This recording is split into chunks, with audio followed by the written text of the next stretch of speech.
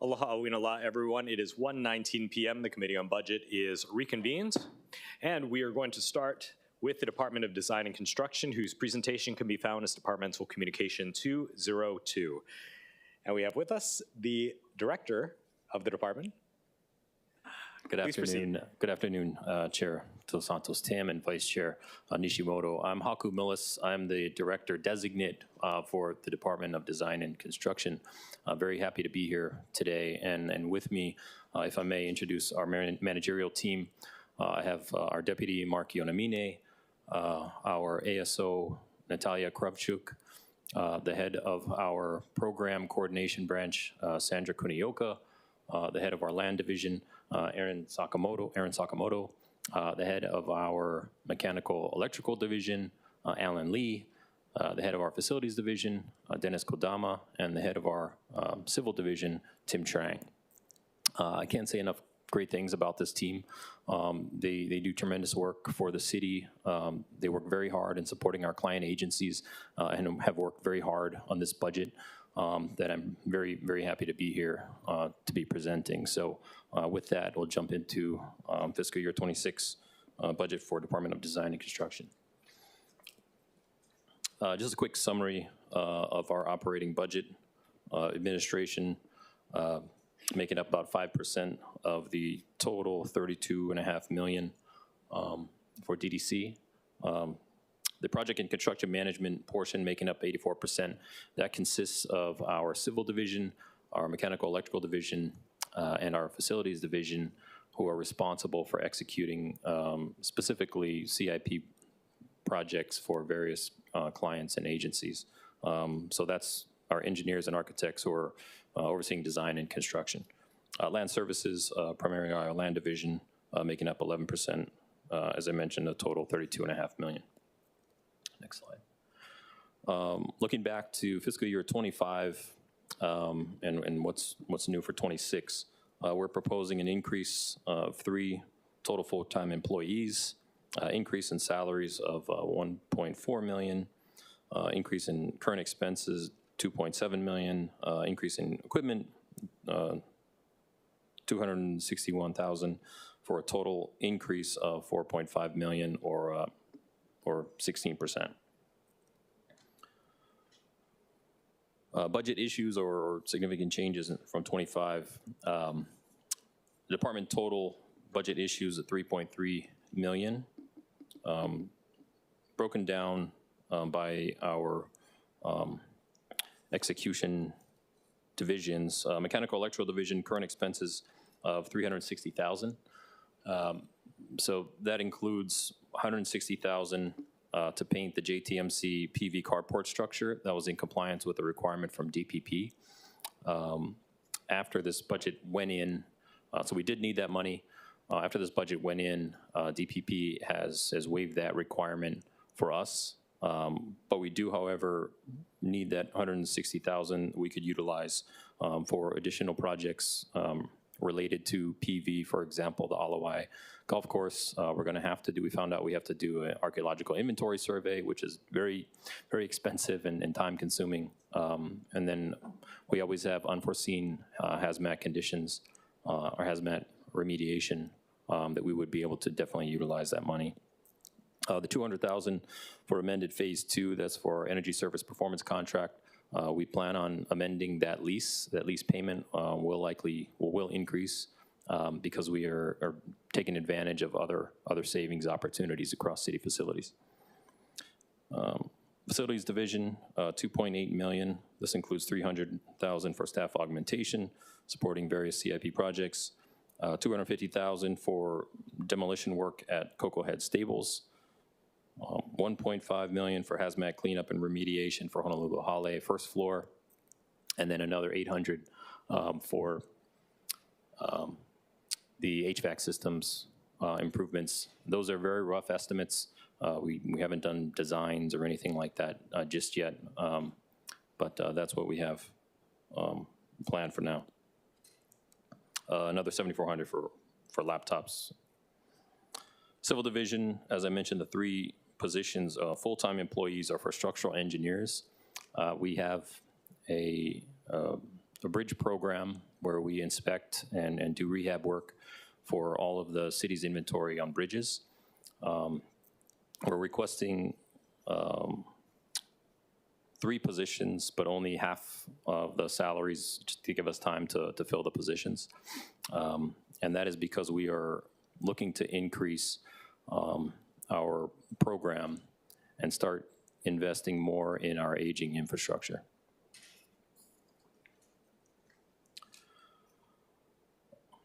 Looking at vacancies, vacant positions as of February 1st is 46. That's out of 198 positions.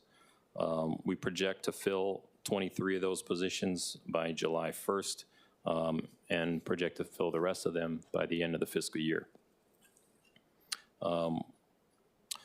So with a total of 46 vacancies, we've decreased our number by 11 from last year, which is very significant for us. We had a vacancy rate of 29%, which is now down to 23%. That includes 9 new engineers coming into our department, with another 2 new engineers starting before April 1st. So 11 engineers in the span of 9 months so I guess I didn't mention before, but the supplemental agreement for engineers and architects that went into effect on July 1st has been something that our team has really taken advantage of. We've been able to recruit aggressively, and that's what we attribute a lot of these numbers to. And so we're very grateful for DHR for supporting us in that, and we've taken advantage the best we can. We're going to continue that as this is one of our top priorities, is hiring.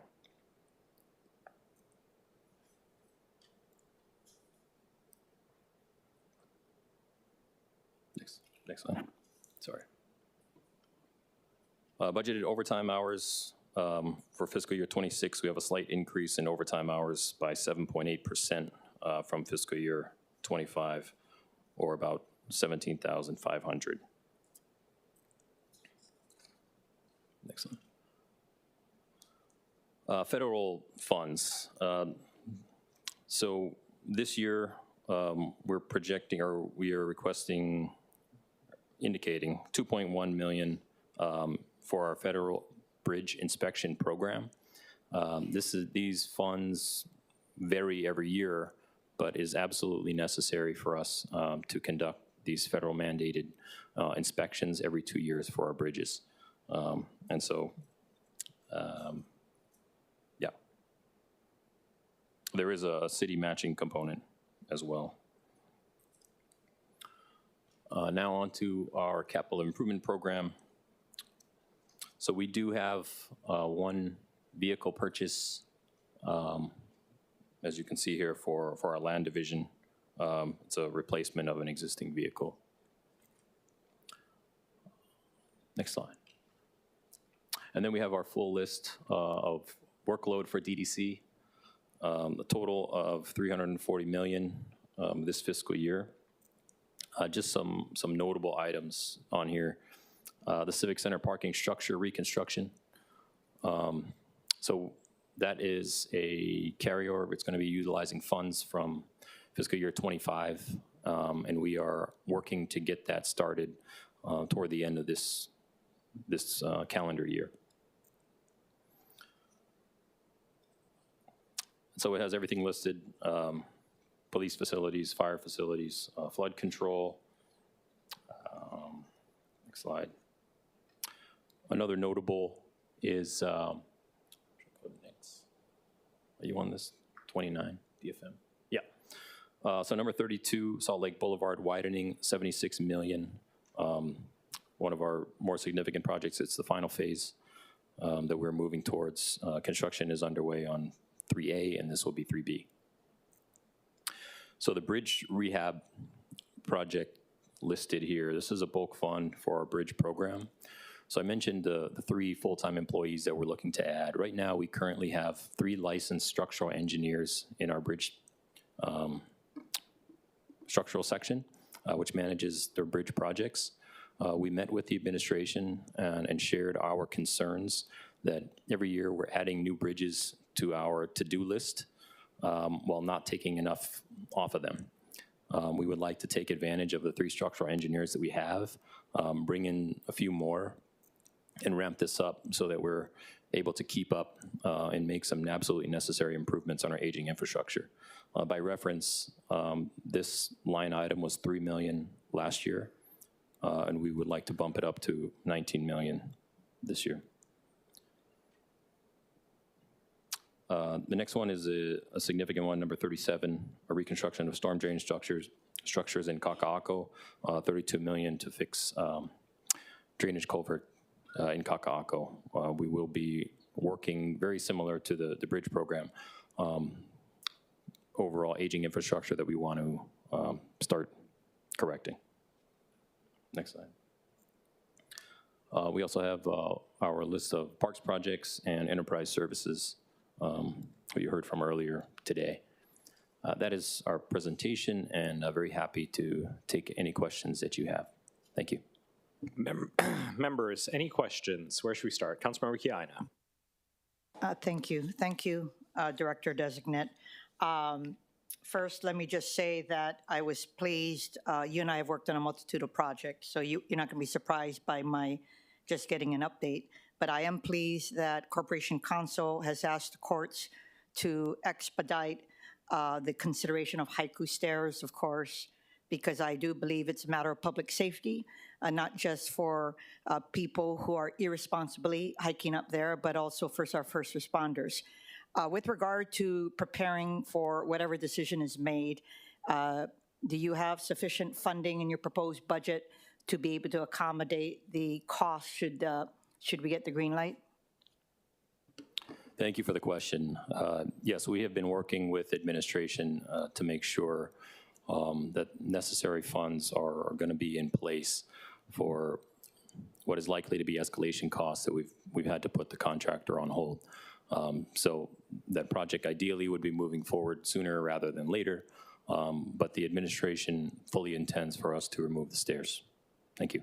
Okay, and I am looking at your CIP projects. I think I have an update on the ones that I'm looking at, but I just want to make sure they're moving forward.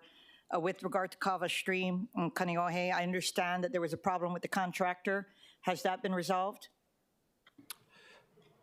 Yes, it has been resolved to where we have a path forward. Unfortunately, it wasn't resolved in a way that we are moving forward with the previous contractor. So that contract was terminated or is in the process of being terminated, and we're going to move forward still with the project, but it will be slightly delayed. Because of how long it's been, we have to do some work with a consultant, make sure that conditions haven't significantly changed, and then we'll be going out to bid again to get the work done. Oh my God, okay, but it is in progress, yeah? Estimated, once that's complete, when can I see some movement? Because it's a big issue for Kaneohe. It is a significant issue for us as well. I certainly can appreciate your urgency. I don't have that information. You have an estimate? By mid-year, end of year? So unfortunately, we're not going to be able to start construction anytime this year. We're going to have to go back into a design phase, essentially, to look back. We won't be starting from scratch. We do have significant amount of the design completed, but we have to go back and repackage it out to go bid again. What I am worried about is just the ability of the stream to flow. So I'm assuming you're working in tandem with DFM when you have those types of situations so that there's clearing, correct? Yes, so we work very closely with DFM. They understand the projects that are held up for us, where they need to pay a little bit more attention and those kinds of things. Okay, it is one of the top streams that I get contacted on. For Kaneohe District Park, are we, for this $3.79 million, are we talking about the parking lot and the sinkhole that was there? Yes, that is included in the CIP line. The overall parking improvements, correct? Yes, that is correct. Okay, looking forward to that. Is that going to be in the works to be completed this year? If I may, 1 second just to look up the info.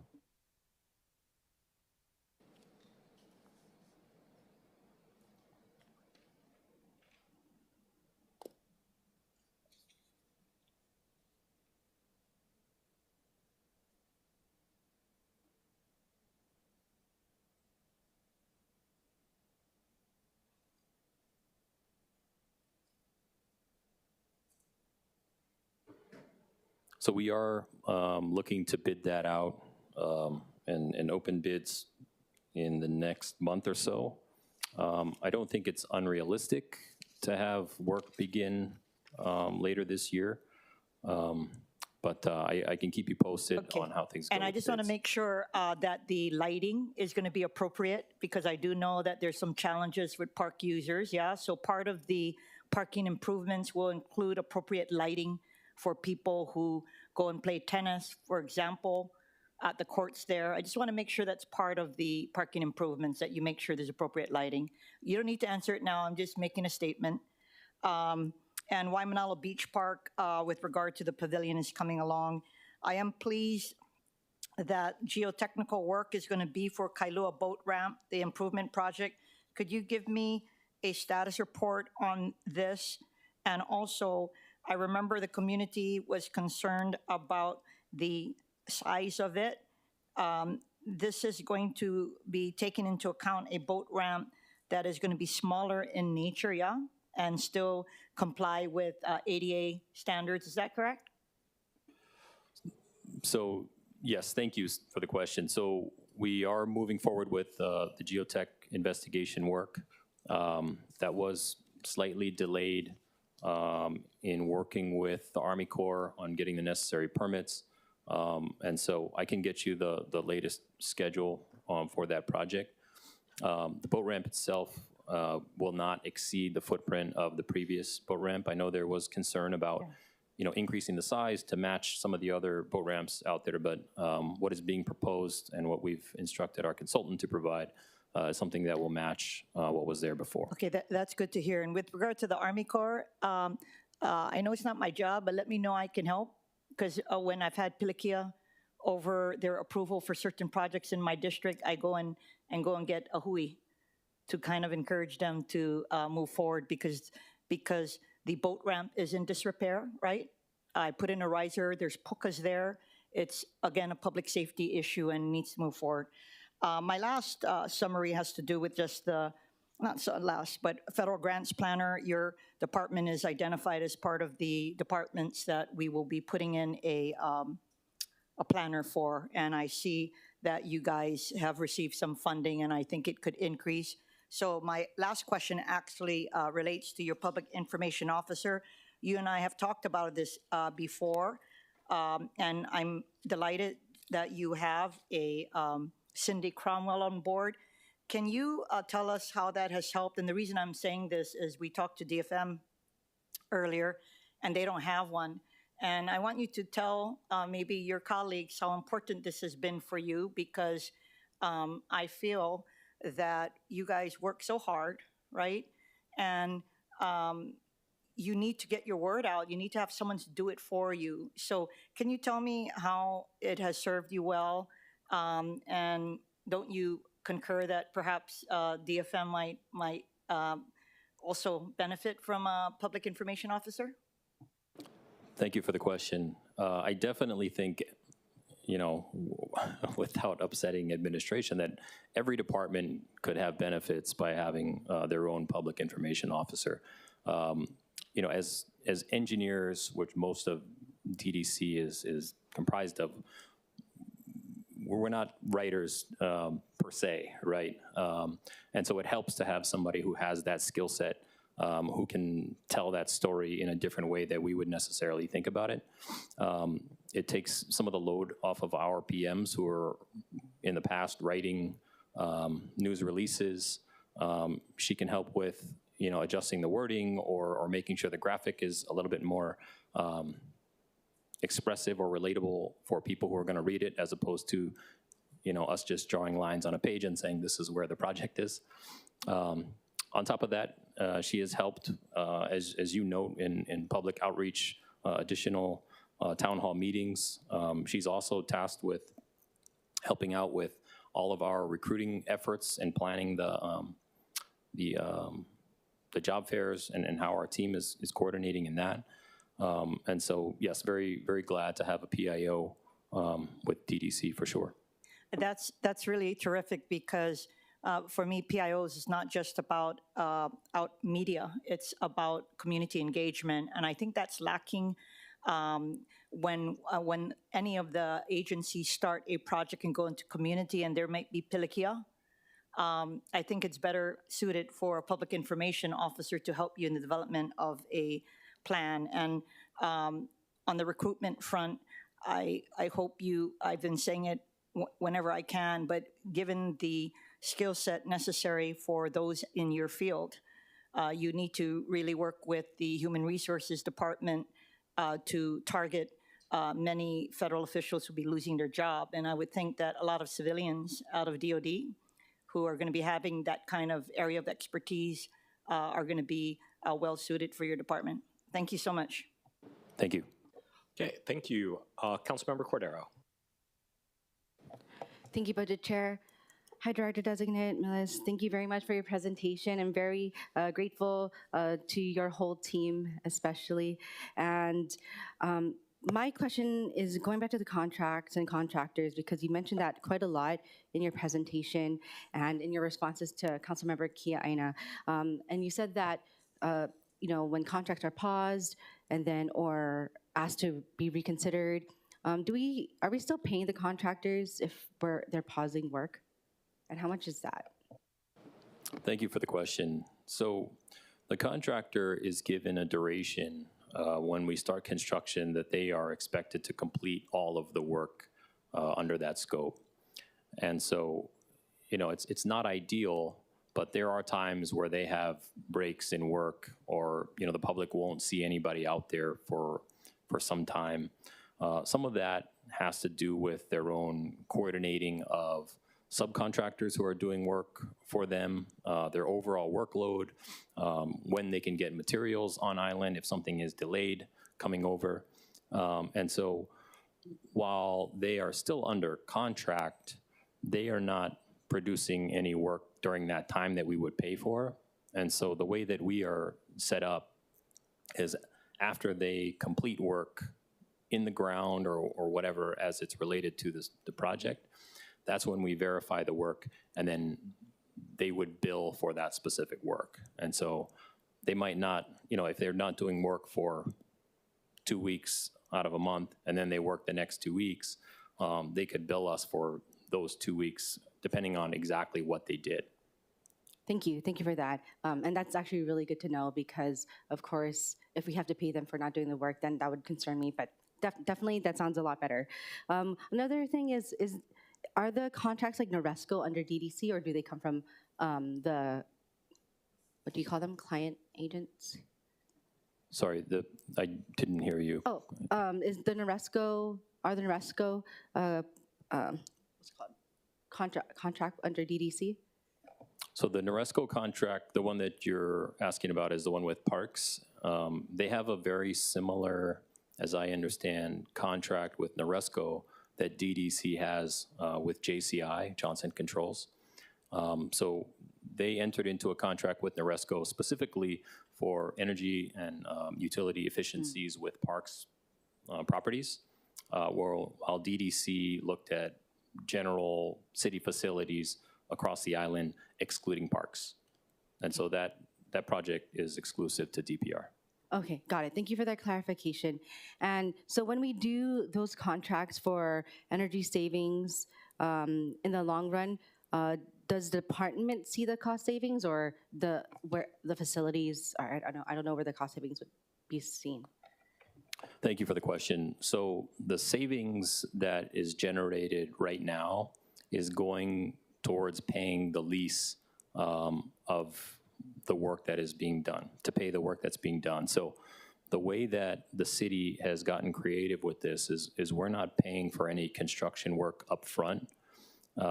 When the JCI is able to reduce our utility costs, although it's not something immediate right now in savings, it's a savings that we're paying to the utilities, and then whatever that is off the top needs to go to pay the lease, right, for all of that work. And so it's not an increase for us because we're paying the same that we have been, but overall it's a reduced use of our electricity and utilities and stuff like that. Thank you, understood. Next, I see only one vehicle, and you mentioned only one vehicle for your CIP. And I was wondering, because I've seen DDC prior request for more vehicles. Is it just on a cyclical basis of which or how many vehicles you're going to be requesting for in your CIP? Or are some of the vehicles going to be purchased through general funds and in the operating budget? Thank you for the question and allowing me to clarify. So we do have, you want to go back to that slide? No, do you want to go back to the slide? So our equipment cost for this year is $261,000, an increase. That's made up mostly for 5 vehicle replacements. And so we do have 5 vehicles in our operating costs and 1 vehicle in our CIP. And so this is worked out with BFS and how that money is allotted. For us, we look at regular replacement of our vehicles as they become non-usable. And so that's kind of just where we are. 5 vehicles in operating. That would be 1 for facilities, 4 for civil division, and then the 1 vehicle in CIP is for land division. Got it. Okay, that's good. Okay, that's really good. Land division. Okay, thank you. Okay, so my last question, it's not a question, it's a comment, but definitely I've seen about 13 years worth of DDC FTEs and vacancies. So this trend is really good, and I can tell, I should say, that you've been focusing on hiring and really getting those vacancies down. It looks really good. I was just telling Dina, who's probably seen the amount of DDC vacancies and FTEs with me all those years, that it is a difference. So thank you and great job with that, seriously. But I also really want to thank you because just want to share that Director Designate Millis is my partner at IA Neighborhood Board, is a really great partner as a mayor's representative. I'm really appreciative of him to represent the city. Really good backup is what I would have to say. So thank you. Thank you. Thank you. It really means a lot. If I could, really quick on hiring, all the credit is to our team here and the aggressive recruiting, working very closely with DHR, a lot to Natalia and her team as well. It takes a lot to be this aggressive and find engineers, get them in and get them hired. And so, again, just a testament to the work of our team. Thank you. Okay, Councilmember Wire. Thank you, Chair. And Mahler, Director, for the presentation, all the work you're doing.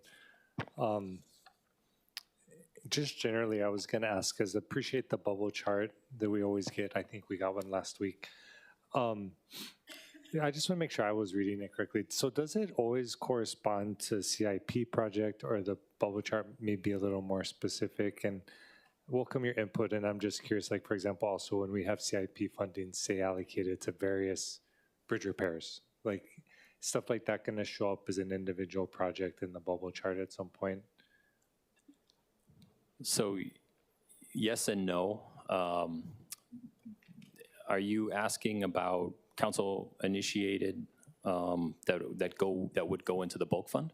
No, more just like making sure I'm not bothering you too much, because we're going to do some follow-up on all the specifics. But you know, we have our CIP budget with a description, and then we get our bubble chart with a description. And so just wanting to make sure I'm doing it as concisely as possible, because I'm assuming the current CIP aren't in the bubble chart yet. So some of them are, because if we're looking to move to construction, right, this following year, we're asking for construction money because it's in design. And so the projects that are in planning and design, you know, we had funding in previous years, so they'll be on the bubble chart in those phases. And so, yeah, it's all the CIP work that we're doing is on the bubble chart. And so those have what we're currently working on. So I would say it's a combination, right? Some of the projects that are in the CIP for 26 if it's for design or planning work, is not on the bubble chart just yet. Okay, that makes perfect sense. And then I guess the other part of the question was just like, let me find the example because so like, for example, if there's a CIP project for bridge rehabilitation at various locations. So then I'm just wondering, like, say part of that funding is going to go to like Honolulu Bridge. Would that pop up in the bubble chart as a particular project? Yes, we would identify that separately so that it could be tracked by whichever district or if anybody who is interested, the status as we move along through the project. Okay, that's really helpful. Just wanted to make sure we're accessing the information as correctly as possible. The only other question I had was, so it's my understanding you wouldn't touch any of the due diligence for landfill siting, or is there any part of that the DDC would be involved with? So DDC will not be participating or involved in anything that is considered to be ENV's responsibility. We might talk to them about coordinating if we have issues in the area when they were to start construction, but other than that, we do not have involvement. Okay. If their budget is provisoed, is there any reason for us to worry that there would be an attempt to OIC any of the due diligence over to DDC, or would that be completely off the table? Yeah, I would not expect anything like that to come about. They are the experts. They know what they need, what needs to be done. It would be something completely new to us, so I wouldn't foresee that. Okay, appreciate that. That's helpful. Thank you, Chair. Okay, thank you. Councilmember Okimoto. Thank you, Chair. Good afternoon, Director-Designate Millis. I really don't have too many things. I did want to just kind of let you know, I will request a meeting at some point just to follow up on a few things. I don't like to be district specific, but I had to follow up on a couple of projects. One was the covering for the hockey rink in Mililani. Another actually was the YPO Gentry guardrail that was brought up, I want to say last year or year before. I actually didn't realize that it wasn't yet addressed. And then finally, it's going to be the Pearl City Fire Station, and that's going to segue into my one question. This meeting that I'm hoping to have with you, I'm hoping to have your department, DLM, and HFD, and it's because these departments are overlapping with this project. And in hearing today, Director Hollyfield say how she has such a great relationship with DDC, and I know that you guys, again, I've expressed this, you sit there and you wait. I want to know what's causing this relationship to be so positive and how we can have that with other departments and the communication. And I'm not asking you to speak negatively about any other department, but I'm trying to figure out why is it that with DES it's been a positive thing, a positive relationship, and you're getting projects done, whereas in other areas it's not the same, noting that every department has different needs and different types of projects. I'm hoping to get some kind of way that we can get this so that projects are not sitting because time is money for us. Thank you for the question. I think what has been beneficial for DDC is that we're supporting the very same facilities, and so with continuity of our project managers, they know kind of what's been going on, what is planned, right? They've been involved for the last 6 years or so. There was an overhaul plan for that property, like Blaisdell property, for example. Whereas when things changed, it's long-term plan put in place for CIP every year, and so it's following a very specific plan for facilities that they're very familiar with, and that relationship with Dita and with Tracy is absolutely necessary. And so it's a little bit different with other agencies in that there are different facilities, across the island that we're supporting. We don't necessarily have as much continuity or as much familiarity. There's a lot of unforeseen conditions that come up. And so I don't want to say that enterprise services, those projects are easy. They're not. They're very difficult projects, and we have very skilled project managers working on them. But I think that continuity and familiarity has made it so that it's a lot easier to coordinate with them and having the history and all of that. So I would love to replicate the relationship that we have with enterprise services with all of our client agencies. We want to be able to provide the best service we can. We're a service agency. And so we try to get creative and we try to work at our level even to see what can be done to improve that. So recommendations are always welcome. And if we need to sit down and discuss with you, with other agencies, we're happy to do that. Thank you. Thank you for sharing. I wish I could bottle up and replicate it also, because then we would not see the projects, sit around. And I understand again that there's every department, every agency has their different needs. But I appreciate you sharing that. I really appreciate Dita sharing it earlier. My ears perked up because I thought I want to be able to have this across the board, or at least more universal than what we're seeing right now. And that's really it. Just giving you a heads up that we're going to request that meeting to follow up on those specific projects. And I appreciate all that you guys are doing. Thank you. Thank you, Chair. Thank you. Thank you. Budget Vice Chair Nishimoto. Thank you. You talked about, for the Alawai Golf Course project, I think, that you thought that it might need an archaeological assessment. Is that correct? Thank you for the question. So when we do digging into the ground, we have to submit for approval with SHPD, State Historic Preservation Division, and then they would kind of make an indication of what is required for us to get the permits and stuff. And so they have indicated that an archaeological inventory survey is needed. And what triggers that? That's kind of my question. What would trigger that? Yeah, so sometimes it's triggered. Well, for one, we've noticed that they've become more stringent in their requirements. For example, when we were doing this project for the Early Education Center, relocating to the temporary space at Mission Memorial, we felt it was minimal intrusion and that we could do simple, straightforward monitoring. I think as we've moved along over the years, whether EV has been found or issues have come up, they are requiring a little bit more than they have in the past. And so, if there's history of EV in the area, that could be a trigger that, okay, it's not going to be enough just to monitor. We need do the full survey, right? Document, and then have the plan in place before you start construction. All of that is I'm trying my best to answer, but it's really designated and determined by SHPD, right? Okay. So it's basically up to them.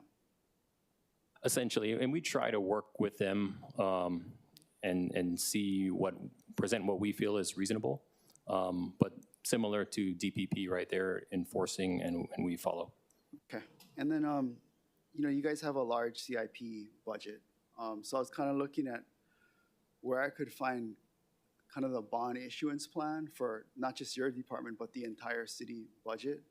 And maybe I just can't find it, but can you point me in the right direction of where I can find a bond issuance plan for maybe the next 3 years for CIP? So unfortunately, I don't think I am going to be able to answer that. I think I can work with BFS on that and get you the information that you need. I'd appreciate that. I was going to assume that you'd have to work with them, but if you can work with them, get us a bond issuance plan for the next 3 years, that'd be great. Thank you. Thank you. Okay. I'd like to welcome Councilmember Tupola as well as Chair Waters to the hearing. Councilmember Tupola. Thank you very much, Chair. Aloha, Director Designate. Thank you for being here. I have some pretty specific questions, so if you have to follow up with a letter, I understand. In the CIP budget, I'm looking at page 13, and it's line item 14, police station building improvements. I was notified that we did RFP out the second floor of the Waianae station, which I believe is on the hands bidding system right now. Is that in that line item, the 2002025 line item? Would that be included in there in the $2,325,000? Sorry, if I may, 1 second to look it up. No problem.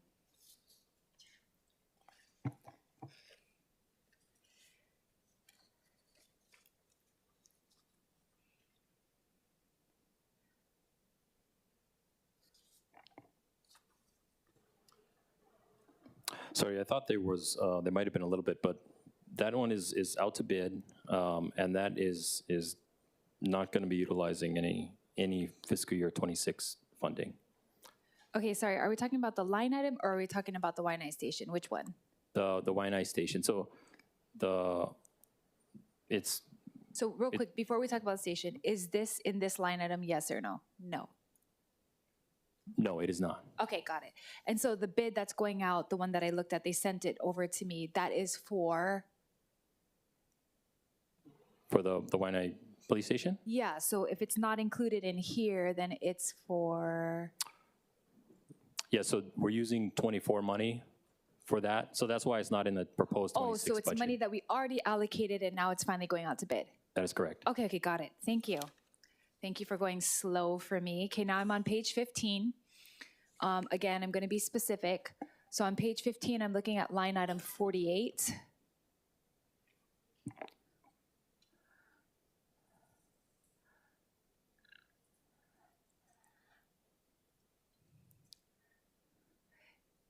If it's not a problem, I'm just going to say all the line items and then maybe I can send you a letter. But it was actually line 45 because it says Kalailua Regional Park. I just didn't know if what we're referring to here is the vacant land that was given to the city from the Navy, or are we referring to, we have another one called Barber's Point. I don't know where Kalailua Regional Park is. So that's just a question. No need to answer that right now. And then Kaupuni Neighborhood Park, that's in line 48. My question was because we had to have a hearing with DHHL about this one because it's in the homestead.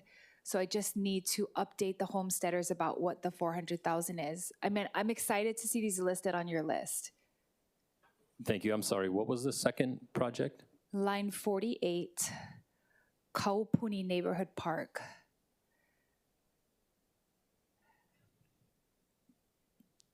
Because I've been listing this one for many years now, so this is me calming down my excitement because I haven't ever seen it listed on a DDC CIP list before.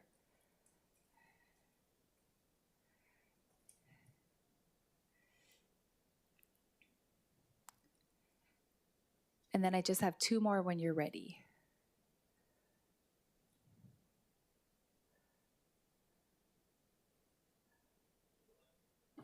Kalailua, I can share, is for master planning work. Is that the land that the Navy gave us or somewhere else? That is the, yes, that is the Navy property. Okay, the 300 acres. Okay, 300, yeah. got it. And then you're not aware about line 48 as far as what the 400,000 is for Kaupuni? Sorry, I have it. Let me find it real fast. Thank you to your lovely assistant.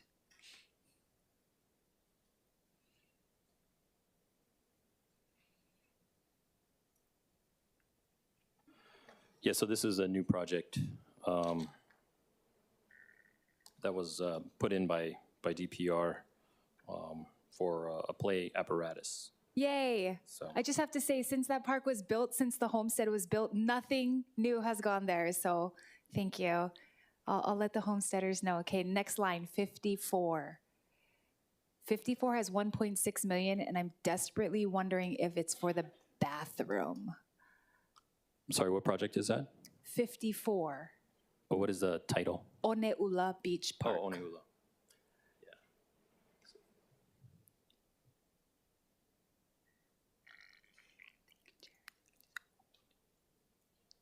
So this is for a comfort station for Honolulu. It is? Park. Yes, it is. Oh my goodness, they are going to be celebrating. I will tell Rep. Alcos ASAP. Okay, last one, line 57. Budget chair's staring at me. I'm just not going to look at him. We can put these in writing too. Okay, line 57, last one, guys.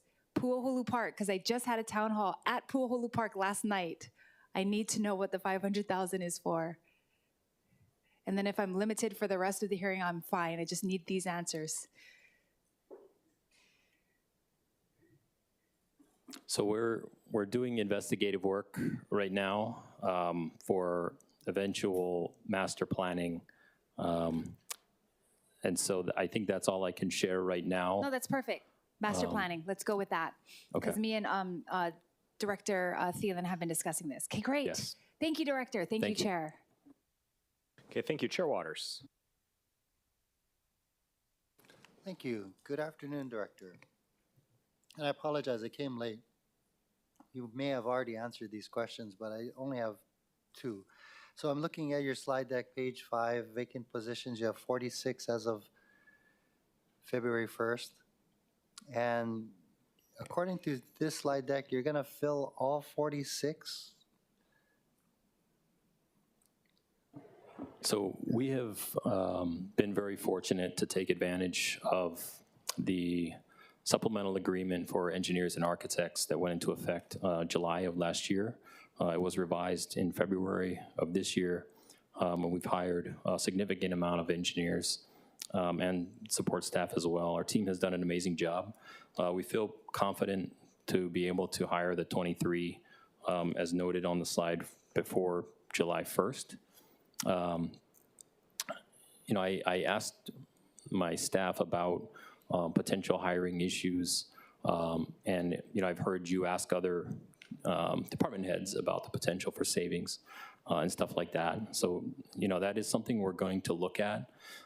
We have issues, you know, which is not a secret. There are return rights for employees, and so, you know, it seems like if we're holding a position right now for a return right, we eventually want to backfill, right? Then we have to wait 6 months, and so, you know, while I believe we could find the people and hire them, there might be restrictions that would not allow us to fill because of, you know, those kinds of things, right? Return rights. If we have to hold the position vacant, then, you know, we necessarily wouldn't need that money if it's has to sit vacant. So those are the kinds of things we will look at, and we are staying aggressive. One of the things I didn't say or note is that, you know, since the pandemic, we've had a net loss of employees every year for the last 4 years. And this is the first year where we have a net gain, and it's 11. And to us, that's very significant, especially since majority of new faces that we have are engineers. And so we're going to stay aggressive. It's one of our main priorities is to hire to be able to support the administration and mayor's priorities. Thanks. I appreciate that, and congratulations. That's really good news. But I just ask that you keep in touch with us as far as how many vacant positions you got towards the end of this budget process. Thank you. Thank you, Chair. Okay, thank you. Councilmember Cordero? Okay. I just have a few questions. DDC in its performance metrics has a goal of less than 5% lapses for administration-approved bulk funds and line item funded projects unless due to cost overruns. According to the report that we got from OCS, the FY 2024 lapse was 25%. Why is that the case? Thank you for the question. So we don't have one specific reason, one specific excuse. It's not a surprise that we've had capacity issues. There are processes that we work through the best we can to get out projects. And then, you know, for example, projects that we bid out last year, the bids came in too high, and so we weren't able to encumber funds. You know, that is something that we recognize that's an issue. We need to work more closely with our consultants and coming up with construction estimates to make sure that we have enough funds. You know, I've probably come here and said it a few times that everything is becoming more expensive. And so it's something that we are working towards to make sure that, you know, instead of going out to bid and we're too close to the end of the fiscal year, we can't do anything with that money, and it just lapses, what else can we do in working with purchasing? We try every year to get things out earlier, but there was a significant, I think around 25 million that lapsed simply because the bids came in too high on projects that, we need to, as I said, work with our consultants, sharpen our pencils, and make sure the estimates that we put in the budget are sufficient. Okay.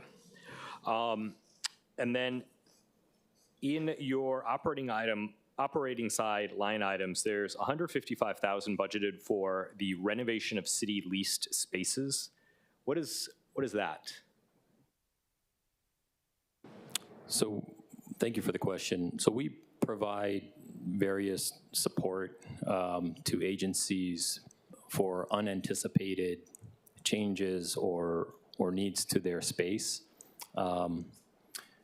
For something like that came up for the first floor of Honolulu Hale, for example, that isn't something that a small amount of money would be able to remedy in a quick time. But typically that is what the money is for, so that if something does come up, we're not, stuck without any way to try to help that agency. Okay. Members, round two questions. Okay, sensing none, thank you, Director-Designate Millis. Up next is the Department of Environmental Services, whose presentation can be found online as Departmental Communication 203.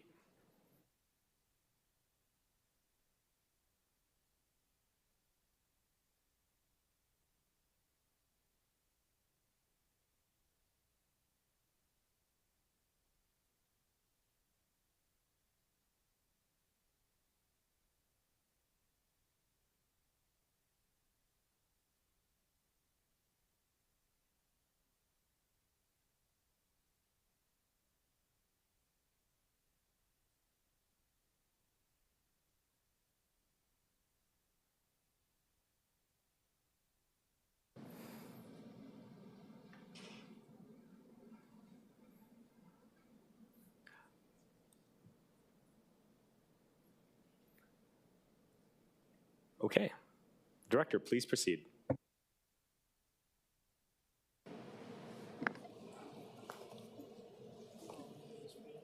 Thanks. Okay, good afternoon, Chair Dos Santos Tam, Vice Chair Nishimoto, council members, Roger Babcock, Director Designate, Department of Environmental Services.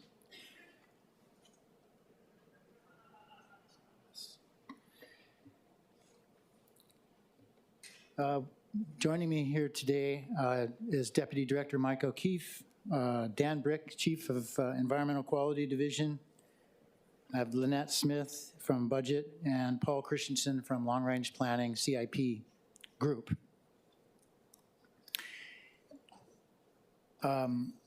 I'd like to, before we get started, as I often do, I'd like to remind you and the listening public that toilets are not trash cans. Please throw rubbish into the rubbish can, but not everything. Please recycle. We make it really easy.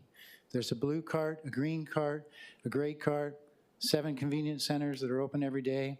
There's no reason to throw bulky items out on the curb. We'll collect it at your house, or you can bring it to a convenience center. It's really important that we reduce, reuse, and recycle. We're all about that, both in solid waste and in wastewater. A little more of an introduction. Environmental Services is a really large team of public servants. We do the dirty jobs, all the sanitation services for the city. So that includes, our people are the sewer workers and the rubbish collectors.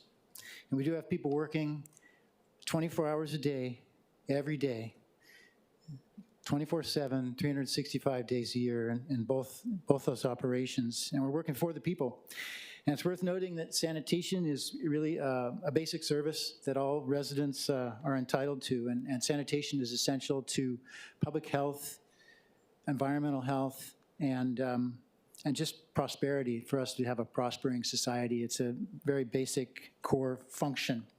And our people are proud public servants who work very hard every day. So we'll go ahead and get started here. Oh, thanks, Mike.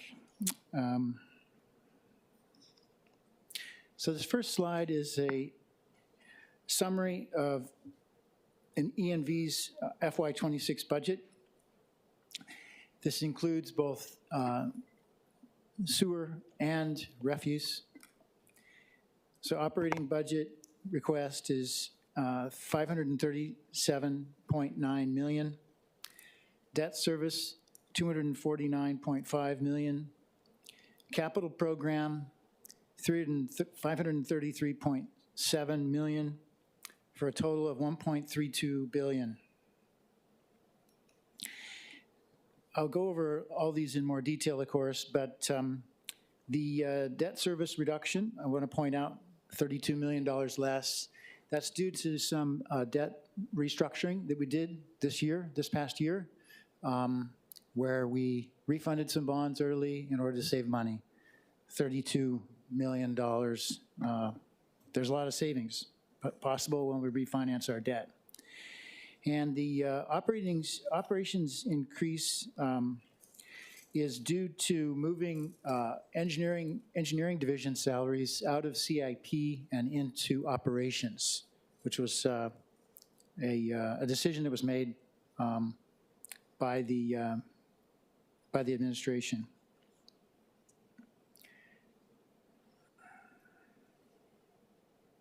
Doesn't seem like it.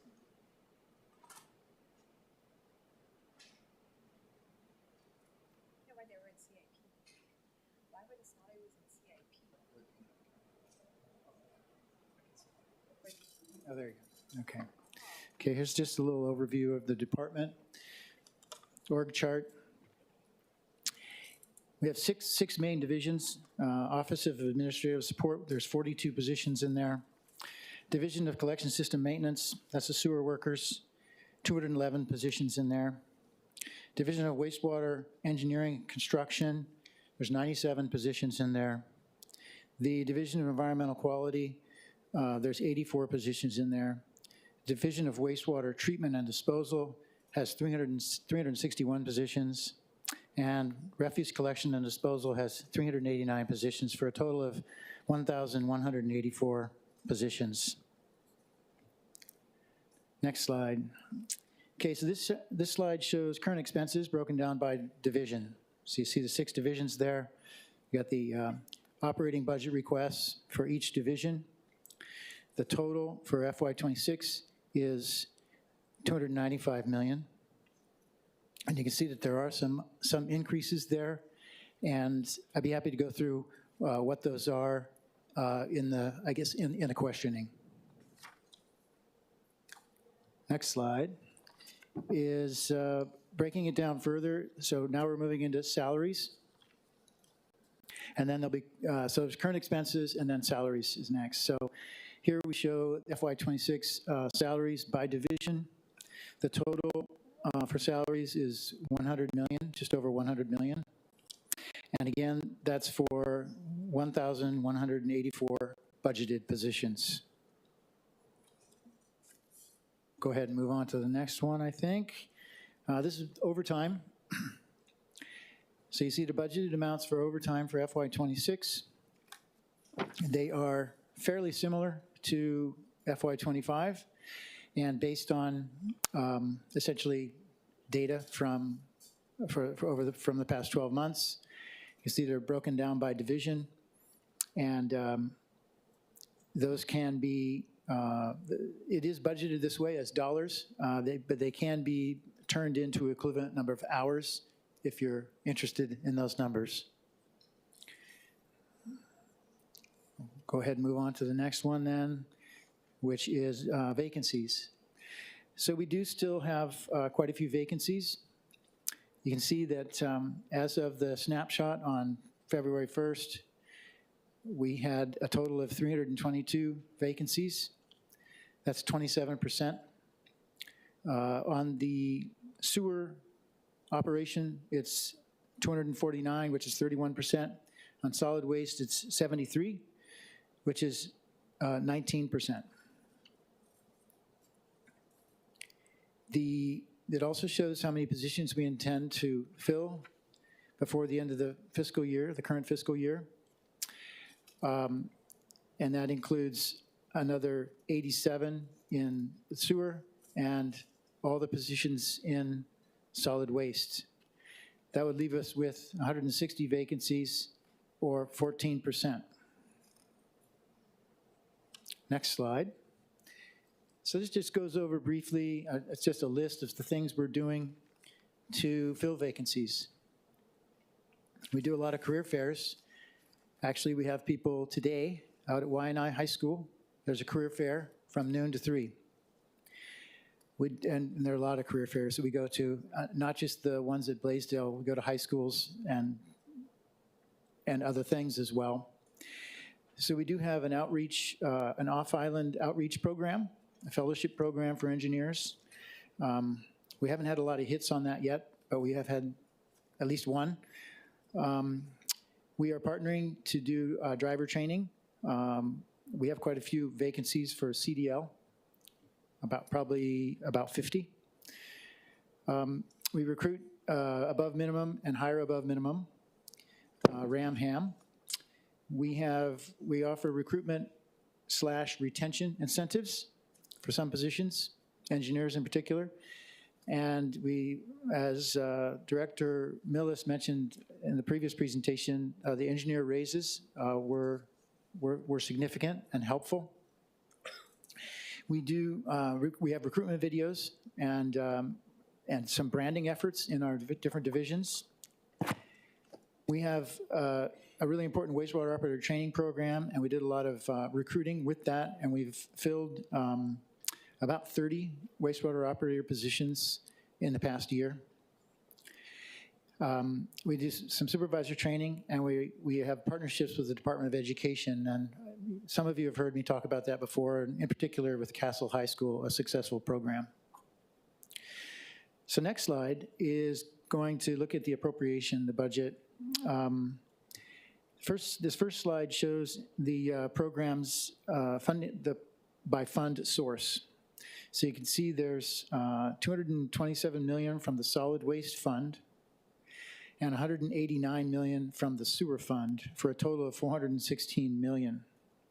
We'll take a closer look at those in the following slides. So the next slide shows the solid waste appropriation broken down by various components, including the operating costs,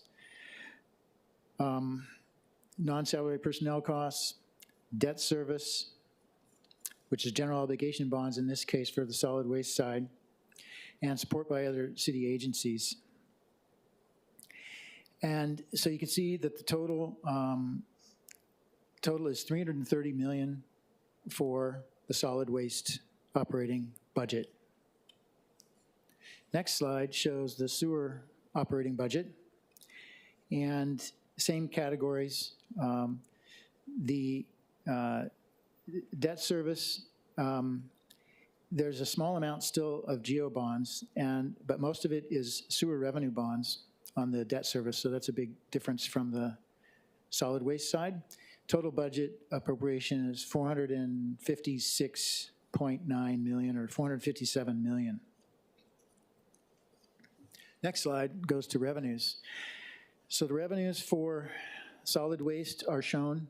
There's tip fees. There's energy we sell from H-Power, about $70 million worth of electricity, and disposal charges. So the revenues there are $139 million, roughly. And that's in comparison from the previous slides. The budget is about $330 million compared to the revenues of $139. So next one shows the sewer revenues. Sewer revenues, so the sewer fees are at the top. Then there's the system facility charges. There's interest, on the cash that we have and the bonds in the bond fund. So the total revenues there is 478 million. So that's in comparison to the budget from a few slides ago, which was 457 million. So the revenues exceed the budget, the expenses. This does not include any additional income expected from a sewer fee increase. That's not in the budget. Next slide. We're going to start to move into the capital budget. The capital budget includes solid waste separate from sewer. So the solid waste capital program is funded by general obligation bonds from the city. So for FY26, we got $106 million worth of CIP projects, and I'll go through those in a little bit. On the sewer side, there's 427 million, and you'll see that we have sewer bonds, which we will issue, 324 million. And then we also use some cash from the revenue from sewer fees. So that's the sewer cash, we call that. So those two numbers add up to 427, and together they added up to the 533 million total for our capital program for FY26. Okay, I think we'll go ahead and go on to the next one. So now we're going to move into a list of the CIP projects. So first will be the solid waste projects. There are 6 projects listed here for FY26 CIP. You can see the Eva Convenience Center, Kapa'a Transfer Station Rehabilitation, KE Transfer Station.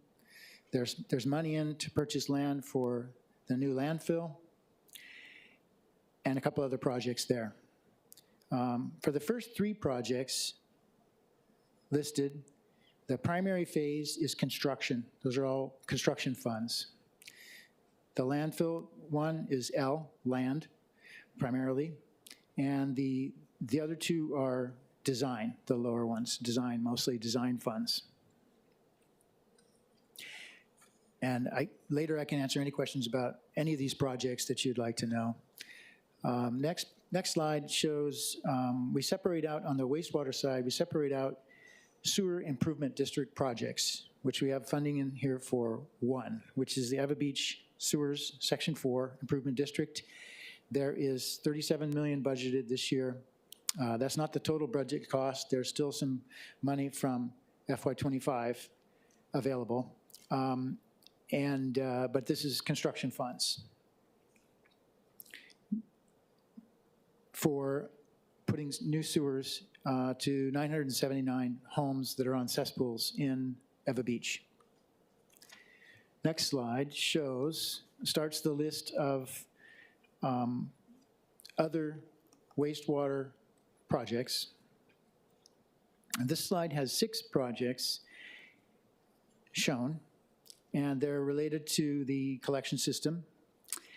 And 4 of the projects are for treatment facilities, and 2 are related to actually the collection system. The first 2 projects shown, for the first project is the design phase, primarily. The second one is in the construction phase, the 52 million. The next 3 shown, Honolulu, Kailua, and the 2 Kailua ones are construction monies. The Cam Highway Whitmore Village sewer improvement is in design phase. Okay, moving on to the next one then. Here there are several more projects. 4 projects are related to the collection system, and 2 are related to treatment plants. The Manoa one is primarily in the design phase. Pearl City is in planning. The Sandine Treatment Plant secondary upgrade, that's design. The solid system improvements, that's in final inspection phase. There's a money there for mainline lateral projects. Those are all construction. And the one at the bottom, Whitmore Village, is in design.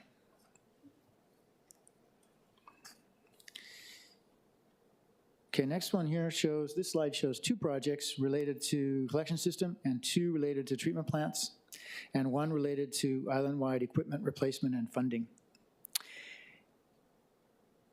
So you can see there's projects in Waianae. The overall, all of these were in alphabetical order.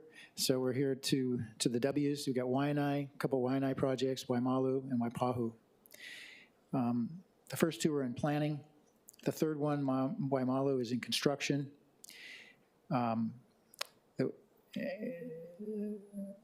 if we go to the final slide here on CIP, there is a 2 projects related to the collection system. And this is in construction, the wastewater pump station, electrical and SCADA improvements, and the pump station and force main projects. The total for the CIP for wastewater is $390 million, as shown on the slide. The final slides are just showing some maps showing the projects with construction funding, and I believe it's only projects more than 10 million, I think. So you can kind of flip through those. There's some projects in District 1, in District 3, in District 7, Council District 8, and Council District 9.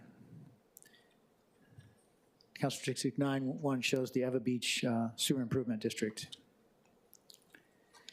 Okay, so that was a lot of information, but I'll be happy to answer any questions about that or anything else. Thank you. Okay, members, I imagine there's going to be a number of questions about the sewer side. So what I'd like to do is ask for first round questions that aren't related to the sewer functions of ENV, and then we can dive into sewer things. Does anyone have any landfill or solid waste related questions or other questions in the first round? Yeah, Councilmember Okimoto. Thank you, Chair. Good afternoon, Director Designate Babcock. I hope my question is an easy one. In your report, I think, or in the report, we saw a Fund 255. What is that fund exactly? It says Fund 255. Is that a sub-account of the Solid Waste Fund 250? Solid waste, yes. Oh, sorry, that's the glass recycling fund. Glass Recycling Fund. Okay. Yeah. And I think that's all I have for now. Thank you. Okay. Thank you, Chair. Okay, members, non-sewer related questions. Chair Waters. Thank you. Good afternoon, Director Babcock. I understand you're losing your deputy director. Do you think you'll be able to, well, when do you think you'll be able to fill that position? Yeah, we'll be able to fill it right away. So that announcement will be coming out. So that's been determined. Oh, fantastic. I note that your second deputy is also vacant. Do we have someone in mind there as well? Yeah, so thanks for that question. So we will be, we do have a plan for that. So we will be hoping to fill that soon. Okay. I do want to at some point talk about lapsed funds from your department, but let's talk about the landfill for a second. Will you meet the state's LUC deadline? So there's 2 deadlines, as you know, of course, December 31st of last year to identify the landfill site, which we met. The second deadline is to close the Waimanalo Gulch landfill and no longer accept waste there by 2028. It is, in a practical sense, and based on our previous testimony before the LUC, we've said that once this landfill site is identified, it generally takes about 6 years to open a new landfill. So the answer is it's unlikely that we would meet that date. If we fail to meet the deadline, what are our options? Yeah, so we do need to have landfill at all times to be able to dispose of solid waste and ash. The existing landfill within its permitted area does have capacity. That changes all the time, and they're in the progress of doing the latest update on volume space available. But our current understanding, we have space until 2032 within the existing site permitted area. Okay, and what is the cost to build a new landfill? So a new landfill, so in the budget, we've put in 77 million for land. That's kind of a placeholder.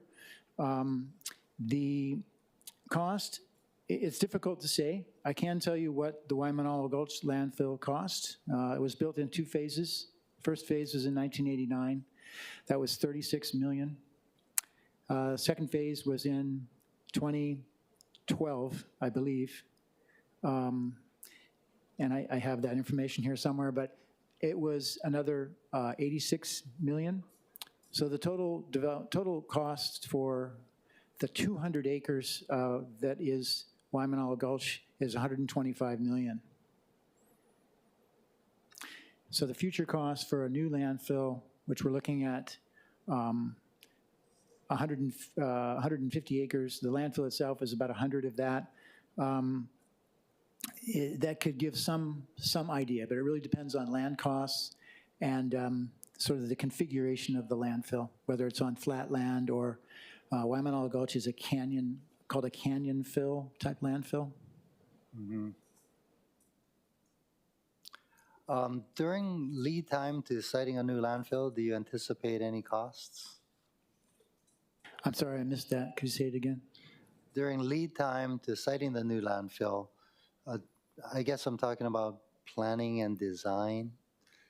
You know, yeah. So there would be planning and design costs associated with the landfill. We do have consultants on board already that have been involved with all of the evaluations for the siting study and running our advisory committee and all that kind of stuff. Actually, the same consultants that have been working with us for many years on I think the existing landfill, as well as H-Power and all those various things. So yeah, we do continue to have consultant costs associated with the landfill. We also have to do an EIS, right? That's correct. We have to do an EIS. I mean, it's possible that we could incur lawsuits based on whatever the EIS says as well, which could further delay siting the new landfill, right? Yes, anything is possible with respect to delays for a landfill. Yeah. No, I mean, I don't envy you. You have a difficult job. Okay, that's all I have at this point, Chair, based on landfill, and then, of course, sewer fees. Budget Vice Chair Nishimoto, followed by Councilmember Wire. Thank you. I have a general question, and maybe I'm just not able to see it in your slides. On page 2 of your slides, under operations, you have a fiscal year 26 operating budget of $537+ million.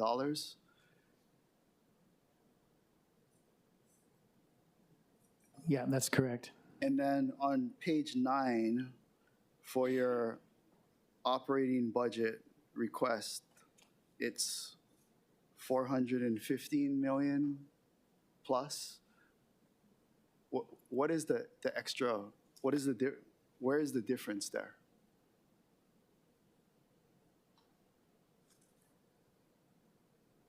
So let's see. Operating budget is okay. So that operations on page 2 includes both sewer and solid waste. Okay. So the maybe I'm misreading it, but on page 9 it says departmental operations appropriation. So that would be all of it too, right? I'll have to check on that. I have some folks here who are probably looking that up right now. I'm not sure what that difference is offhand. I'm Because sorry. there's a difference of about 117 million. Yeah, 100 million. It could be that the operating budget does not include the Which salaries, operating budget? but I am not The one on page 2 or positive. the one on page 9? Yeah, so page 2 is all encompassing Right. operations, which would be, there's a calculation sheet. Yeah.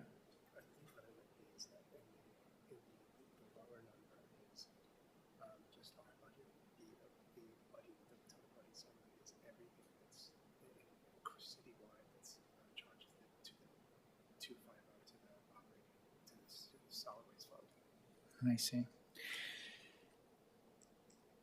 Okay, so it seems like the difference is between, so the page 9 one is the department operating budget. The page 2 one includes everything that's charged to our accounts, which includes other departments that we're paying that use solid waste funds. Okay, can we get a list of those charges and departments? Yeah, we can. Okay. And we have that. Let me see it. Believe it's in here already. Okay. Is that the charges to other departments? We can send it to you, council member. Okay, thank you. Yep. Thank you. Councilmember Wire. Thank you, Chair. And I just had some quick questions because most of my stuff is sewer, but I wasn't going to ask about the landfill, but just wanted to tie up a few things. And mahalo, Director, for all the work you're doing and your whole team. I really appreciate it. I think just talking through, and I think you've been clear with the community too, right? That for you, it's just you have a responsibility to site a landfill, not necessarily responsibility to site it in a particular location. But I'm just trying to wrap my mind around where we go from here in terms of the conversation. I know we've shared our intention to submit a proposed proviso language to the budget. And not to be antagonistic, but largely because if the council passed the unanimous resolution stating our policy position, Board of Water Supply has publicly put forward its policy position. Community advocates have put forward their policy position, knowing that regardless of what this body does, I think if that city tries to go forward, there'll be litigation. I'm just trying to wrap my mind around why we're spending funds right now on due diligence for a site that seems to be off the table, unless the assumption is the administration's ready to go forward with litigation and against the policy position of the council. I mean, I don't know. I'm just trying to wrap my mind around that because we want to, at least the proposals we put forward, we want to be reasonable, but that's kind of, I guess, the reasoning for us proposing them, but just wanted to give you opportunity to give input. Yeah, sure. So, the administration has laid out a 3-step plan for locating, the next landfill. And the first, Plan A, was to use one of the sites that had been previously evaluated over many years by various advisory committees and blue ribbon panels. And those sites were all on that list, and there were more sites, quite a few more sites. At one time, there were maybe 13 sites. Many of those, half of the sites probably were eliminated by state law, Act 73. And as you know, there was previously a council position statement as a resolution. When we go to the Land Use Commission, to get an extension for our permit. First, we had contested case hearing with respect to asking for more time to identify a landfill site. They question everything, all of our decisions. And specifically, they question any site that doesn't have a legal restriction. They're not going to let us stay or extend where we are if there are legally available sites other than that. So a resolution is different than an ordinance. And there are, of course, state actions happening now, various bills, as you know, that would then close the door legally on those sites. If that happens, then we move on to the next plan, next step in the process. So that's our position. I appreciate that. I mean, if we proviso it, it also restricts, at least for this fiscal year, right? I'm sorry, say again? I mean, if you're precluded from using it, and I guess the question is, right? Okay, maybe I'll step back. I just first want to make sure it's not the administration's intent. The administration essentially is dealing with a very difficult situation, but it's not your intention to enter into litigation with the Board of Water Supply. Is that a fair statement? We are not, right, no, we're not planning to initiate litigation against the Board of Water Supply. Would it be fair to say you're going to avoid it at all costs? Because, of course, it could be initiated by other parties, too. I mean, it could be initiated by them, you know? Yeah, that's a good question. So I would say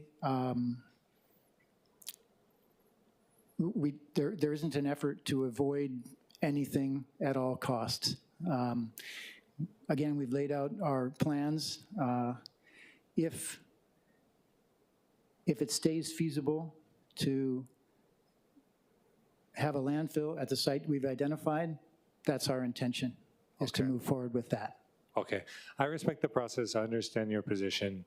And then just wanted to kind of share the analysis from my side, because again, I'm not trying to be unreasonable, but I also feel like if we know the long-term outcomes and barriers, it just makes sense to not be spending money unnecessarily at this point or going forward. But I understand what you're saying as well, so mahalo for that. Yeah, so Councilmember, we have not started an EIS, for example, at this point.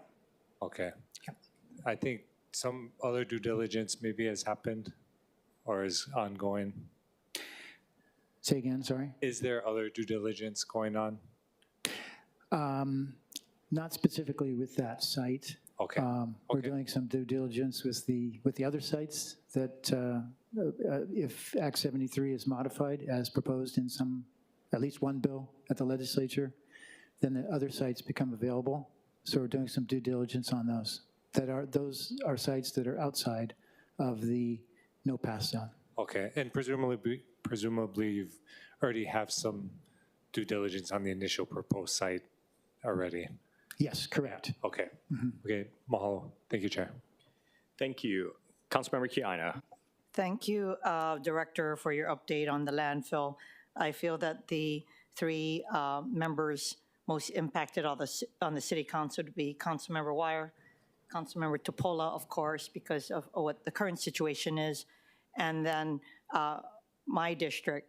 While there were other areas identified, it just seems that because so many potential sites are in my district, I'm just, feeling the angst about what happens if Act 73 was reopened to decrease the buffer zone. So I do appreciate that you testified in opposition to SB 446, which reduces the buffer zone from from a half a mile to a quarter mile. I'm going to have my staff be following up on that so that I could try to weigh in as well, and this would be on the House side. So no questions. I just wanted to thank you for your openness to at least help me educate myself on the 5 identified sites on the windward side, and to go with me on a site visit with the leaders of the community neighborhood boards for Waimanalo, Kailua, and Kaneohe.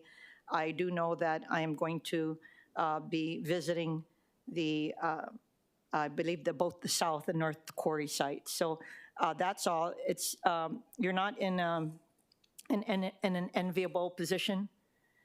But I will state this, that again, just based on the Board of Water Supplies, presentation a couple of months ago, it's very easy to say where it can't be, and to say that 77% you cannot, and then you have no explanation for the 23%, which happens to be a lot in my district. That's not satisfactory either. This is a collective, I feel, problem that we need to consider.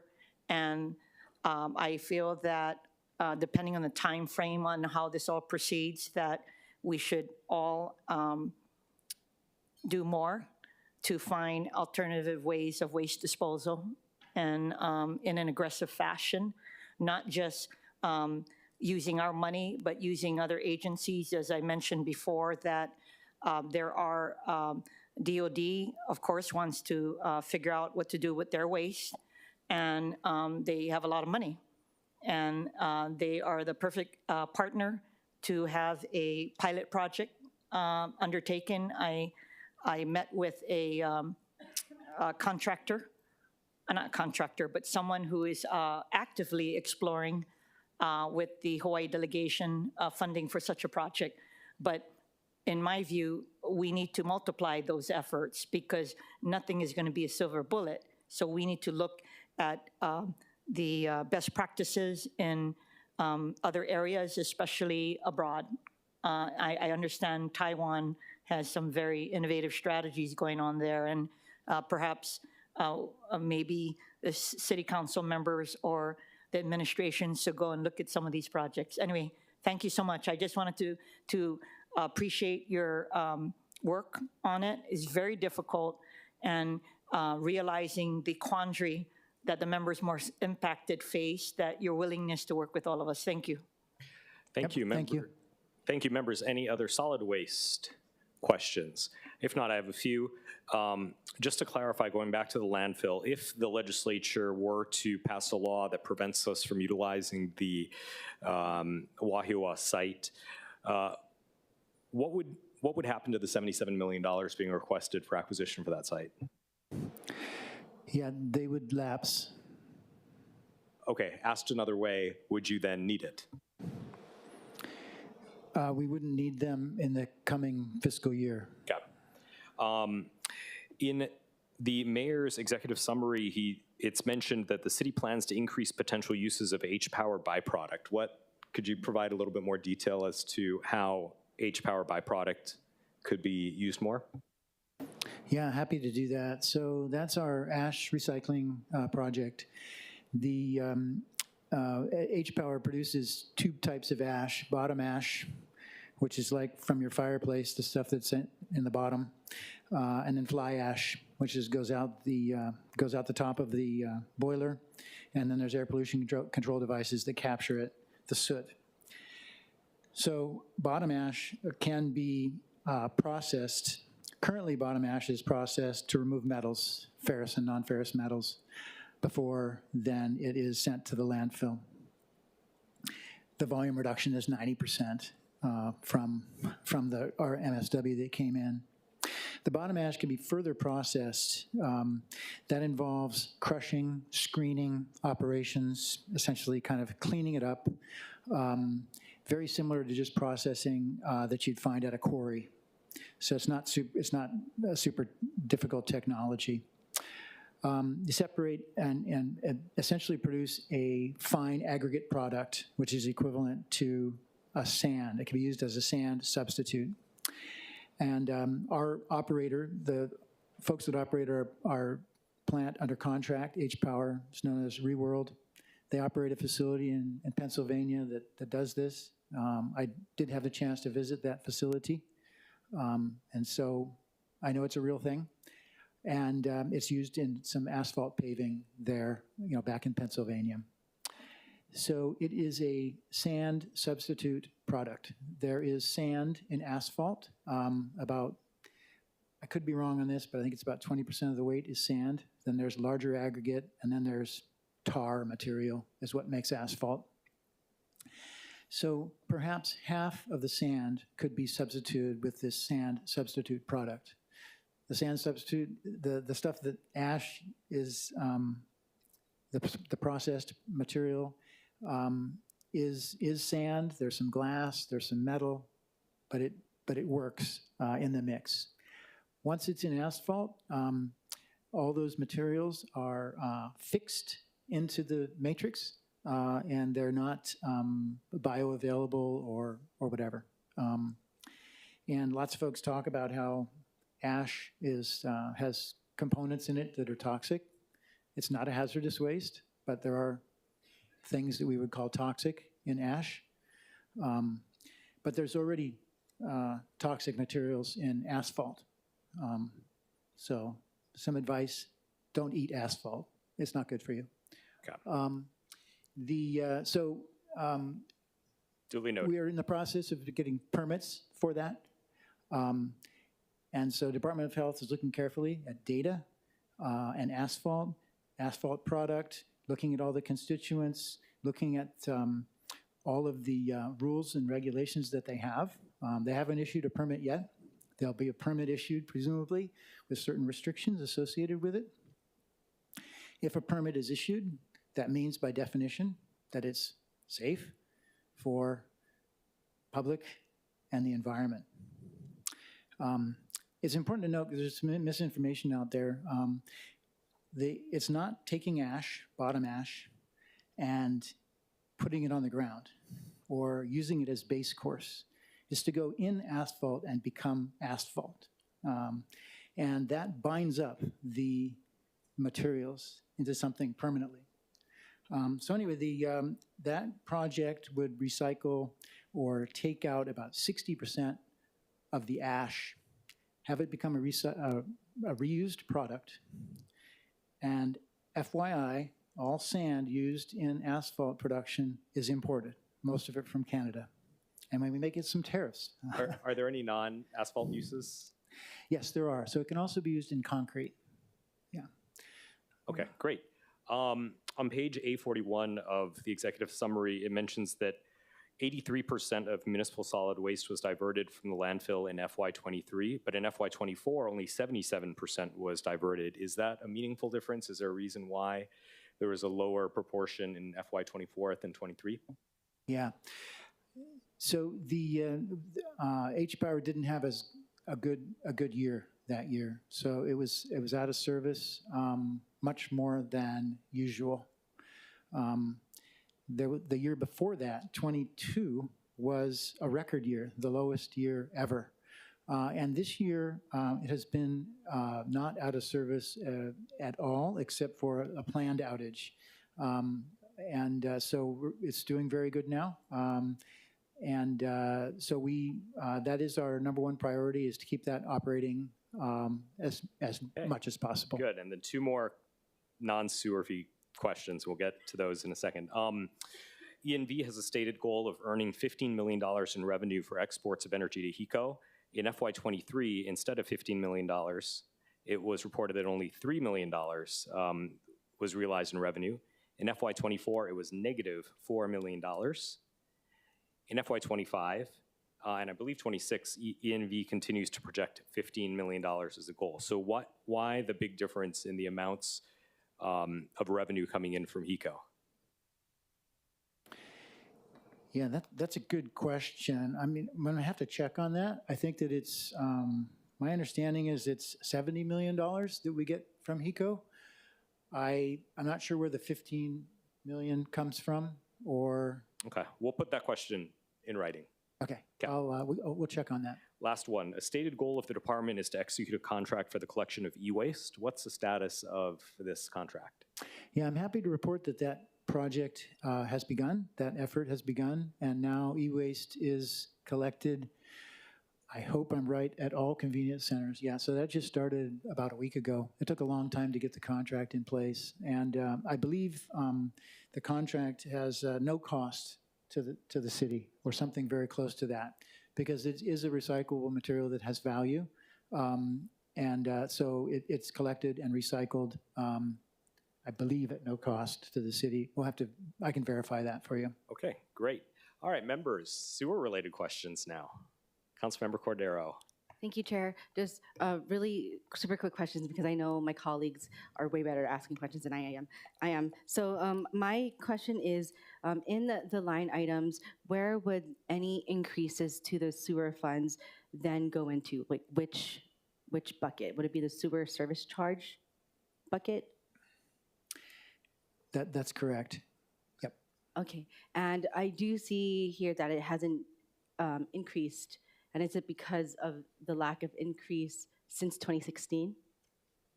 Right, so the number has stayed the same in terms of our budget number. Okay, and then so we know, we know that it's, we cannot take any money from the sewer service charge bucket, but we can put maybe general funds or any other bonds or can we put CIP into the sewer service charge bucket? Yeah, so we actually have two buckets within sewer. There's the sewer bond fund, and then there's the sewer cash fund. Sewer fee revenue goes into the cash account, and when we sell revenue bonds, they go into the bond fund. They're different numbers. And so the additional, when sewer fees are increased, the additional revenues go into the sewer cash fund, which does provide coverage to the bond debt, not just new debt, but all the existing debt, and part of it is used for CIP, but most of the CIP is funded by bond funds. Okay, so to clarify, to sell revenue bonds, that would then go to the sewer fund bond funds, but for sewer cash, general funds, or maybe even CIP money can be included into that sewer cash fund? Well, right now, that doesn't occur. But I suppose there could be a transfer made from general funds. We'd have to check the rules associated with appropriations from that fund, from the general fund. Okay, thank you. Thank you, Chair. Okay. Councilmember Tupola. Aloha, Director. Aloha. Just quick question was in regards to our conversation about the integral planning, and I think you said that you guys were going to conduct a feasibility study. Could you just share with me what that will be and what the timeline will look like? Yeah, thank you, Council Member. I'm happy to report that we just finalized the integrated planning feasibility study, which we started a couple of years ago. It's now available on our website under major, I think it's called major reports on the main page. And what it does is it set the stage for a full integrated planning effort. And I think, as you know, and for everyone else, integrated planning is an EPA program which allows you to combine two NPDES programs, stormwater and wastewater, and to consider those two things together and figure out what all your requirements are, all your planned projects, and evaluate them in terms of water quality and human health, and then figure out how best to spend available funds to give the best benefit to essentially to the environment and public health.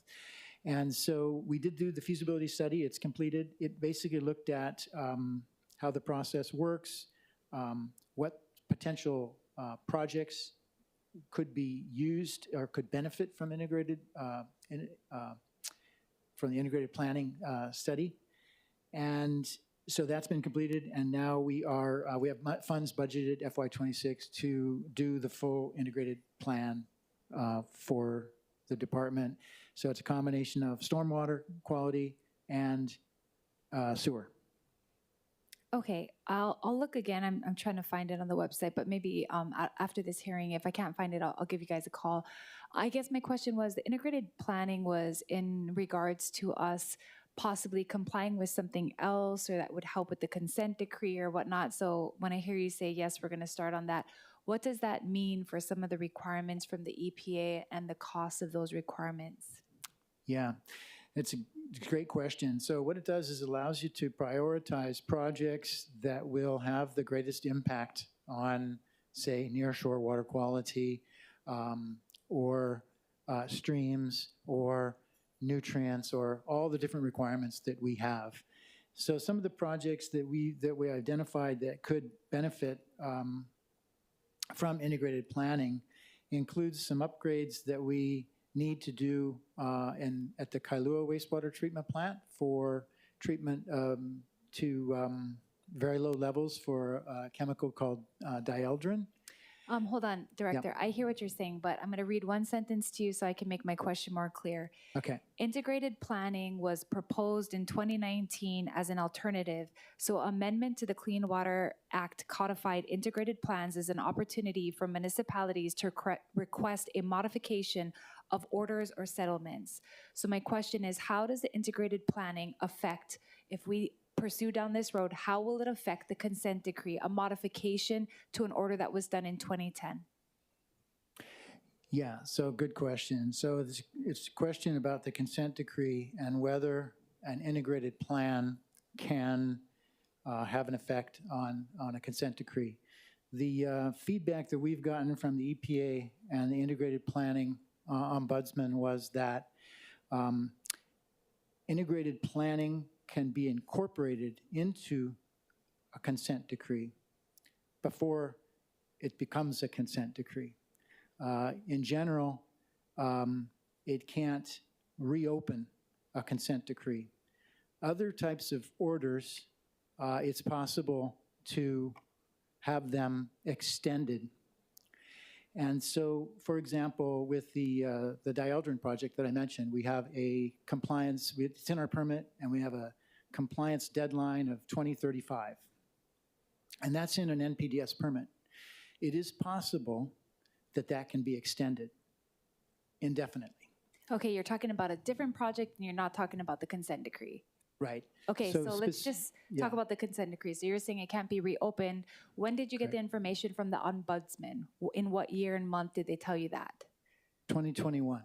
Okay, so as of recent, we haven't asked them, based on this recent feasibility study you did, based on what you guys want to do with this integrated plan, will this be incorporated and adjust or modify what we're required? So you guys have not asked that question. It will not. You're saying it will not, but you have not asked that question to the EPA. Is that correct? Yes, we have. You have asked it in this year in 2025? We have not asked it in 2025. Okay, so that's my question. So we have a new administration. You guys are making an integrated plan. The point of integrated plans as passed and amended into the Clean Water Natural Land, or the Clean Water Act of 2019, was so that we can modify consent decrees or orders by the EPA. So will the administration pursue and ask in the year of 2025 to the EPA, based on your integrated plans, to get modifications to the consent decree? That is not in the plan at this time. Will the administration do that, knowing that the consent decree is requiring almost $1.8 billion of the money that you're seeking to find? Will you guys please approach the EPA and just ask the question again? I always say, you don't ask, you don't get. Will you ask the EPA to please consider the integrated plan for a modification to the consent decree? We can do that. Thank you. We need to ask, and we need to try at our very best to see what the current administration stance is on that, because even if we can lower any type of fees that we have that are in regards to what you guys are trying to raise off the wastewater fee increase, we need to do it. So thank you for being willing to do that. Anything we can do to help, I'm very happy to do that, and I do appreciate you guys doing the feasibility study. I think it's a step in the right direction. Anything else we can do to help you guys get funding or whatever we need for these projects, but we always have to look back on whether or not these projects are needed, knowing that there have been amendments. My last question in regards to this is, there is an ability for us to relook at some of the contracts that we have for the secondary containment. And I just need a yes or no, because I do have people within EMV that work at the wastewater treatment that told me that the current contract we had was never 3 bids. It was just 1 bid to 1 company, and they got it over and over again. In the current contract for the wastewater secondary treatment in Sand Island, were there 3 bids before you guys picked the bidder that you're with? Yeah, so you're talking about phase 1 of the Sand Island Yes. secondary upgrade. So that project was bid in 2021, I believe, and awarded at the end of 2021, perhaps December. So we go through the same bidding process for all construction projects at the city. However many bids you get is how many you get. To your I awareness? believe that there were 2 bids. 2. There were at least 2. Okay. Yeah. I'll look up the 2 bids. And we chose the lower cost bid. Thank you. Thank you, Director, for your answers. Thank you, Chair. Thank you, Councilmember Chair Waters, and then Councilmember Kiana. Thank you so much. You know, just to follow up on what Councilmember Tapola is talking about, is we're really all in this together. And, you know, don't envy you, because you're on the hot spot and it's your job to get this done, and I appreciate that very much. But the fact of the matter is, with the high cost of living here in Honolulu, raising the sewer fee is really going to have an impact on families. So whatever we can do to try to mitigate that, I think we should. And again, we'll do this together, so it's not just on you. Now, having said that, I also want to thank you. You know, I submit to you a large list of questions, which you answered in Department Communication 158, dated March 5th.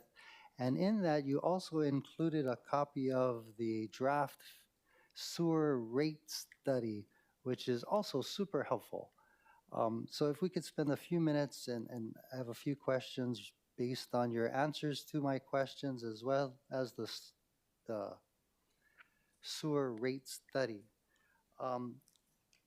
So according to both documents here, phase 2 of the Sand Island project is going to cost approximately $1.8 billion, right? Yes, that's correct. And then I'm looking at the sewer rate study on page 1-1. It says approximately 30% of the CIP to be undertaken over the next 10 years is mandated by regulatory agency enforcement actions. Does that mean that 30% of the necessity for the fee increase is for Sand Island, and 70% would be for other upgrades dealing with the entire system? Yeah, so I'm sorry, I don't have the report in front of me, but that 15-year period that's kind of covered in there with the CIP program, 2025 through 2040, the total CIP is $10.1 billion. Of that, about the $1.8 billion is Sand Island. So the rest of it, that's about 18%, I guess you'd say. The rest is other required upgrades that are part of regulatory requirements. So for example, we have a requirement to add disinfection at Honolulu wastewater treatment plant.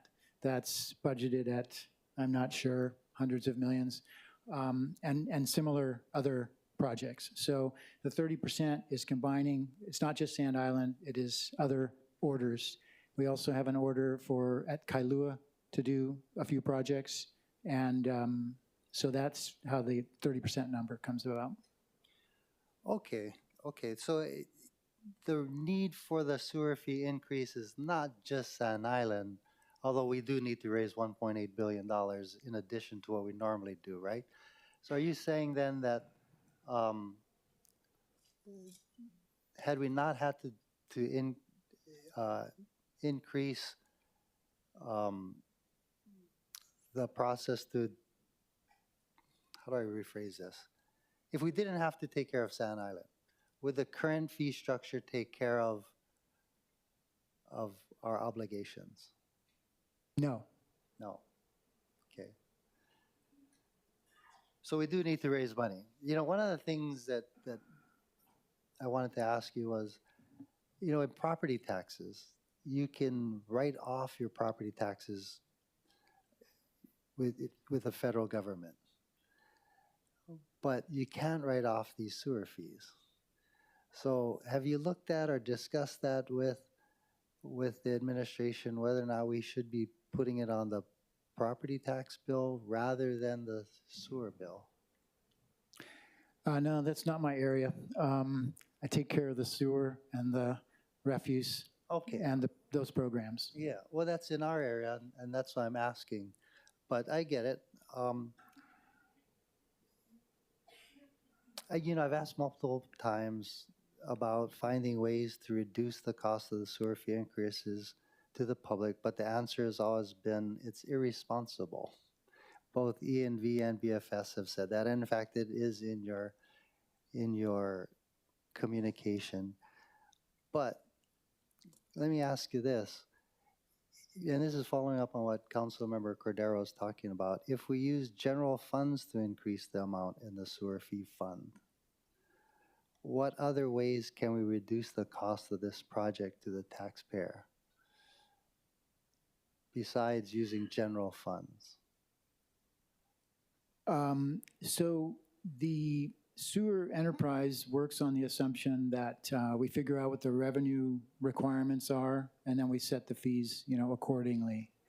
The revenue requirements are based on our operation and maintenance projections, salary projections, debt service projections, because as you know, we will not be pulling in $1.8 billion to build the Sand Island Secondary Phase 2 upgrade.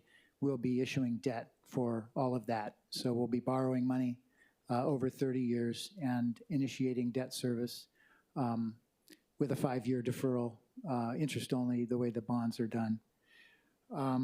So where the money comes from is we go through our standard rate setting process and assume that it comes from the fees. As you know, we do get some funds, some federally originated funds through the state revolving fund. It is administered by the state. We get an average of about $50 to $55 million per year of essentially very low interest loans to do some of our CIP work. But CIP work is mostly not funded by cash. It's mostly funded by debt. So, but we do use cash to fund these projects as well as debt, right? That's right, a portion. Mm-hmm. So that's what I'm saying. I mean, other than if you could think of any other way to reduce the fees, other than us putting more cash in, I'm open to that. So again, the fees. Like if we were to use cash, because Phase 2 is a huge project, if we were to use cash to pay for some of this project, wouldn't that lessen the amount of debt that we have to incur? It's kind of like if you were to buy a car, mm-hmm. right? If you buy it with a loan, you're paying interest, right? And but if you paid cash, you wouldn't have to pay any of that stuff. So in the end, wouldn't that save us money if we were to use cash? Yes, cash costs less than debt. So what I'm trying to figure out is, okay, so I have this spreadsheet, and I made a copy for you if my staff can give it to you.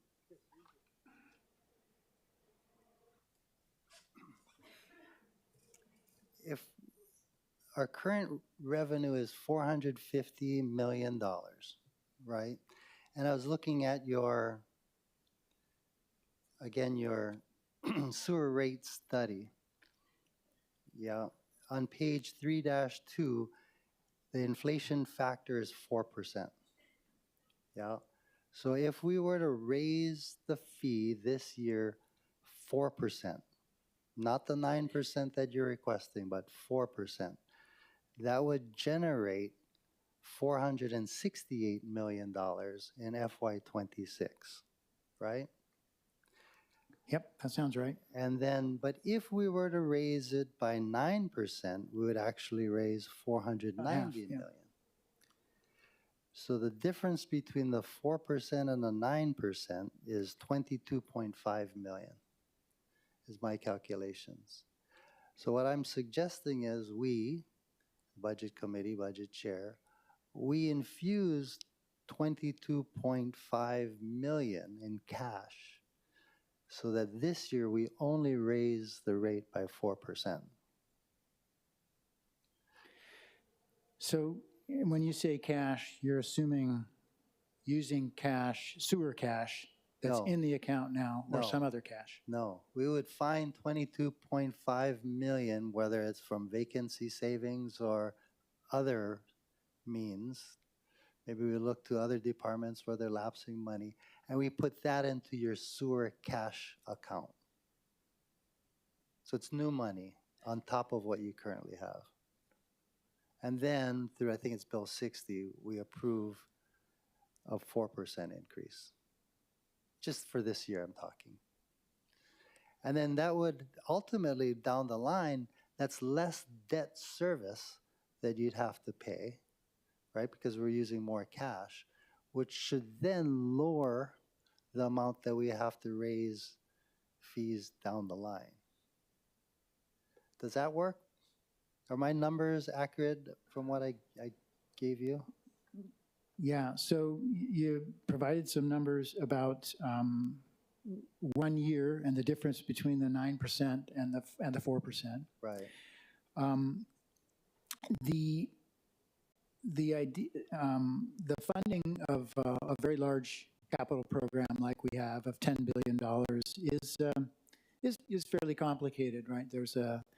There's cash that needs to be spent, and there's debt that needs to be issued in order to make it be as cost effective as possible.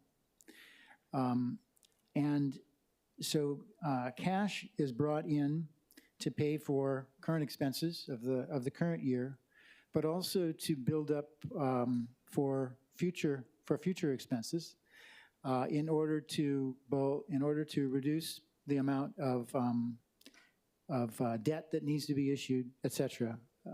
A large portion, about half of our budget, current expenses, is debt service. So we do need to bring in cash to pay for our existing debt, which is over $2 billion of outstanding debt.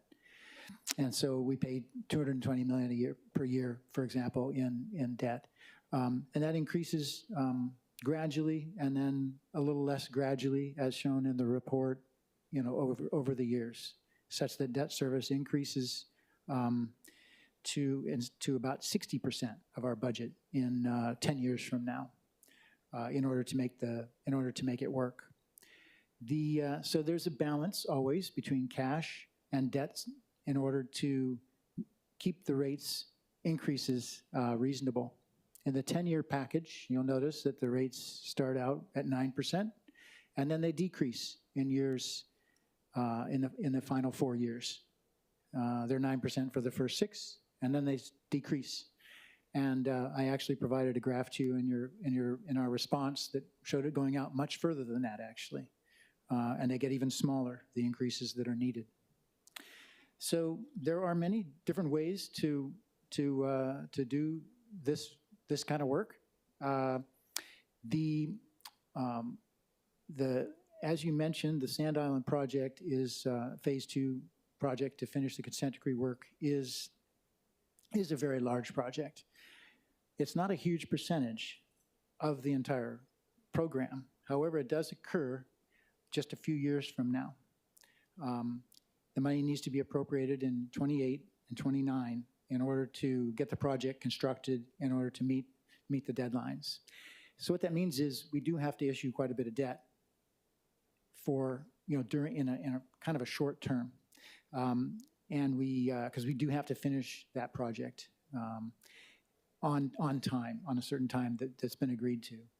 So the upshot of that is that if we do lower increases this year and don't have some other source of But we revenue. wouldn't actually lower it. You're Yeah. getting the exact same amount because we're increasing it by Yeah. 4%, but putting 5%. So it actually comes out to 9%. We're not decreasing it at all. You still get the 9% for this Yeah, I year. understand that.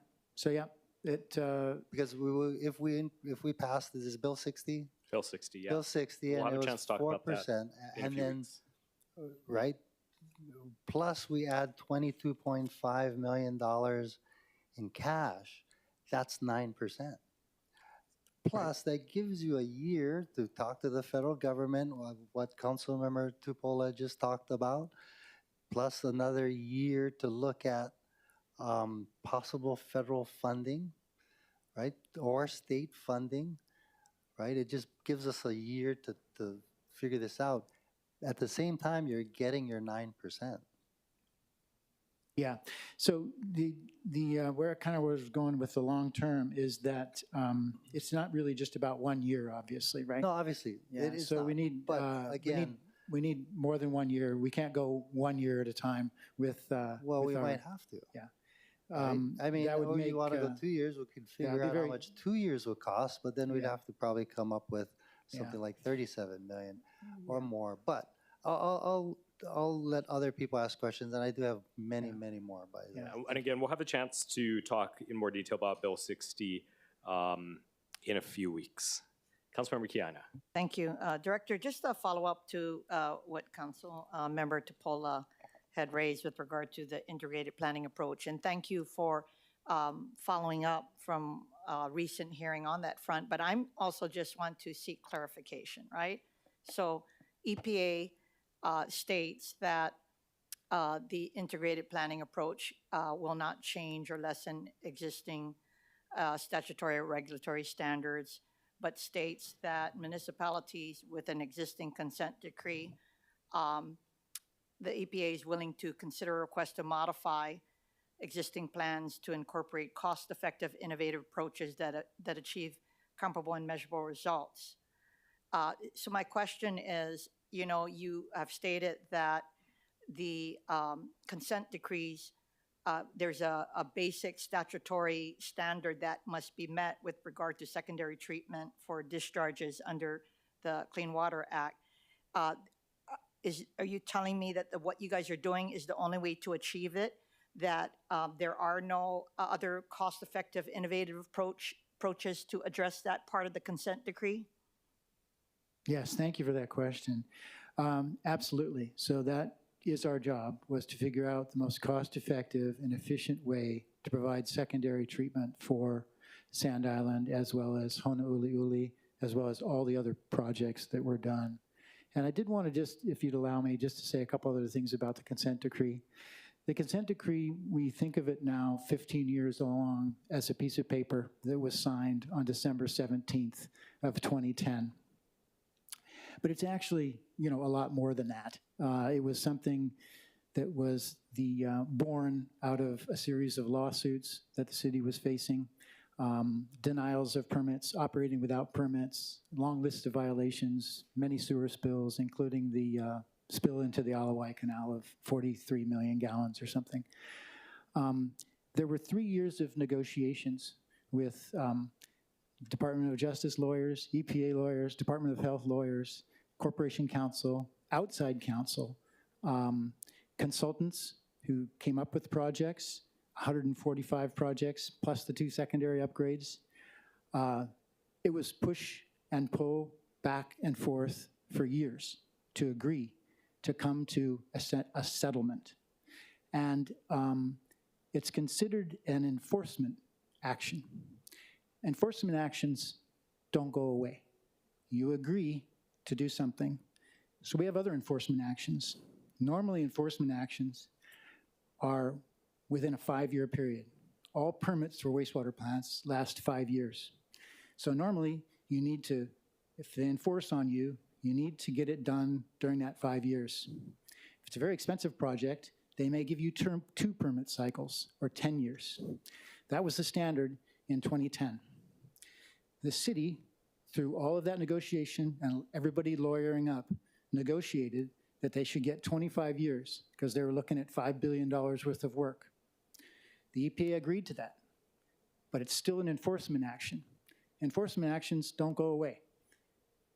The projects have to be finished. That's the way all enforcement actions are. So that's the expectation for what we call the consent decree. We've finished most of it. There is this, again, negotiated settlement that we have to finish. So that's what the consent decree is. Thank you. Okay, and then of course, the integrated planning approach could be used for other parts separate from the secondary treatment though, yeah? That's correct. Okay, So I'm we just do trying to have we do have a note from the Ombudsman and from the Department of Health that says we support integrated planning for other things Okay. than the consent decree. I'm looking forward to your completion of your feasibility study. And as soon as you finish that, I'm pretty sure that we would appreciate seeing that. My last question has to do with the Kailua wastewater treatment plant. You and I have been in contact with regard to the exceedance levels, and it's not just impacting, of course, visitors, it's impacting locals in Kailua Bay who use it every single day, yeah? And because of disconnect on occasion with regard to notifications between yourselves and the Department of Health, a lot of times people don't find out until they're out of the water, where they were in the water, and then they find out when they go home. So my question is, you stated to me that you are working, separate from the long-term UV system that you will finish at the ending of the year. You are working on a parasitic acid disinfection system that was supposed to have started in February. What is the status of that? Yeah, thanks for that question. So there's the parasitic acid system is running now. It started up just a few weeks ago, 2 weeks ago, and it's working very well. The UV disinfection project is also on schedule to finish at the end of the year. Perhaps, unfortunately, the UV systems are made in Canada, and they haven't been shipped yet. So hopefully that's not going to be a problem.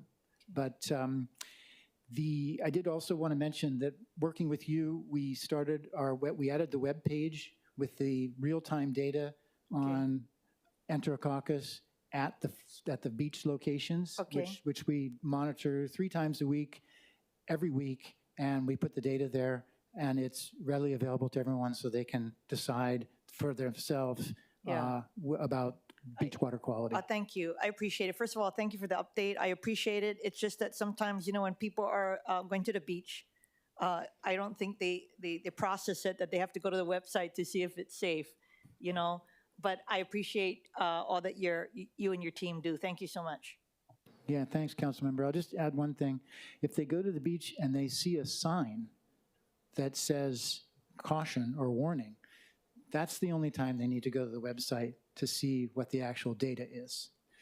Because the signs are related to what's at the treatment plant. If there's an exceedance at the treatment plant, we're required to put up signs. But at the same time, we're collecting beach data, and that's what you can find on the website to decide, because it shows you what the regulation is and it shows you what the actual numbers are. And so that's why we have that. I'm just crossing my fingers that the disinfection system, the interim system works. Thank you. Thank you, members. Any other questions for EMB? Vice Chair Wire and then Councilmember Tolba. Thank you, Chair. And just quickly, and if you don't know, we can put it into our questions, but I know for the Kahaluu sewer plan, there's supposed to be a draft plan possibly provided by the consultant in early 2025. Do we know if that's still an ongoing project, or are there any updates? Sorry, I'll have to check. I believe that is in progress. Okay. And then the only other question I had was, I know that there's an RFP out for the work that's going to be on the pump station. Oh, some of the wastewater treatment in like the Wahiawa area. And I think we talked about this before, but I'm just wondering, can you go over maybe the overall process for increasing capacity on pump stations, or if that's something that's even feasible? Yeah, sure. So you're talking about just pump stations in general? Well, specifically the Lakeview one, and I know the work going on now is not related to capacity, I don't think, or at least the RFP that's out. But I think one of the issues that has come up is just, at least what we've been told from folks in that particular area, was that they were limited on what kind of increase in density and building they could do. It's a mixture of single-family homes, and then some of the properties have already been converted into like multifamily. DPP has a static version of our collection system model, which is a very big model that models the entire collection system. And that has a capacity analysis. And the capacity, just so you know, everybody knows, is not during dry weather. It's for a model 5-year storm. 5 years doesn't sound like much, but it's a big storm. It's a lot of rain. It's a lot of water. And so we have what's called a 5-year level of service expectation for the wastewater collection system and the pump stations. And so if there are capacity limitations, usually it's with the sewers, not with pump stations, such that the 5-year storm will cause spills, then we do not allow additional connections. But in that case, we're always doing planning and or design to make appropriate upgrades so that we provide 5-year level of service throughout the entire system. But there are many limited places.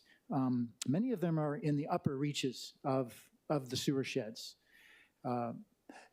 Very little in anywhere like in urban Honolulu or where there are very large sewers. They tend to be in neighborhoods, like you say. And neighborhoods that were single-family homes, they didn't put in sewers that were big enough to put big apartment complexes and stuff in because that wasn't the zoning at the time. So the sewers were put in for the zoning at the time for max build-out of whatever the zoning was. And in general, ADUs are not too big of a problem. But if there's already a capacity issue, if there are already sewer spills in a neighborhood, we're not going to allow new connections because we're just not allowed to do. We're not allowed to do that.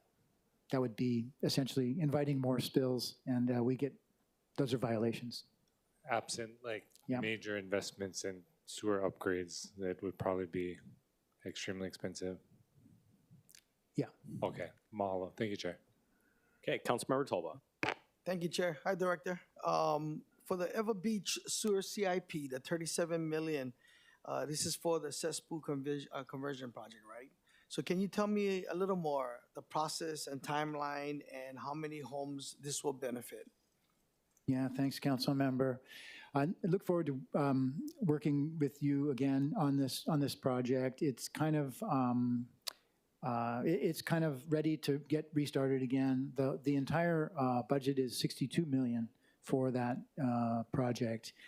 It is 979 homes that are on cesspools now, the last sort of big chunk of cesspools out in Ever Beach. It brings sewers into the streets and connections to the homes, and it would be it does have to come to, back to council for approval. But we have budgeted for it. The design is complete, basically. And so we just need to get to it and move to the next phase. Councilmember Nishimoto. Thank you. No, that was one question. That wasn't a half question. Okay, I don't have a question, but I have a request. If you could get us the revenue bond issuance plan, for your revenue bond issuance plan for the next 10 years, that'd be great. Yeah, so in your package, on my book, it was labeled page D15. not in the, not in our presentation, but in your budget book, it does show for the 6 years. Yes, so we do a 6-year, so we have a 6-year CIP plan that is. And that's for revenue bonds. That is for both revenue bonds. It shows revenue bonds and cash funded and the total CIP and then what proportion is there. Okay. I had pulled it out of my revenue book, but I can't find it right now. But it shows you, you know, this year the 500 and, well, I think sewer is 400 and something million, and about 100 million is cash. Okay. And it shows the revenue bonds and the cash for each of the 6 years. We do have the longer projections, which we used as part of the sewer rate study, and those numbers are all in that study. That is limited to the 10-year period that we used for the proposed rate package. Yes. So we do have all those numbers, and that sewer rate study is readily available. I'll send you that. Okay, sounds good. Thank you. And actually, sorry, council member, I think we actually sent it to you. It was part of the response to Chair Waters' thing. It was a very big package of things, lots of megabytes. One of them was is the sewer rate study, and so it is in there. Okay, I'll have my staff look for it. If they have any trouble, we'll please contact ask me. for your Yes. assistance. Yes. Thank you. Okay, members, any other questions? Chair Waters. Thank you. I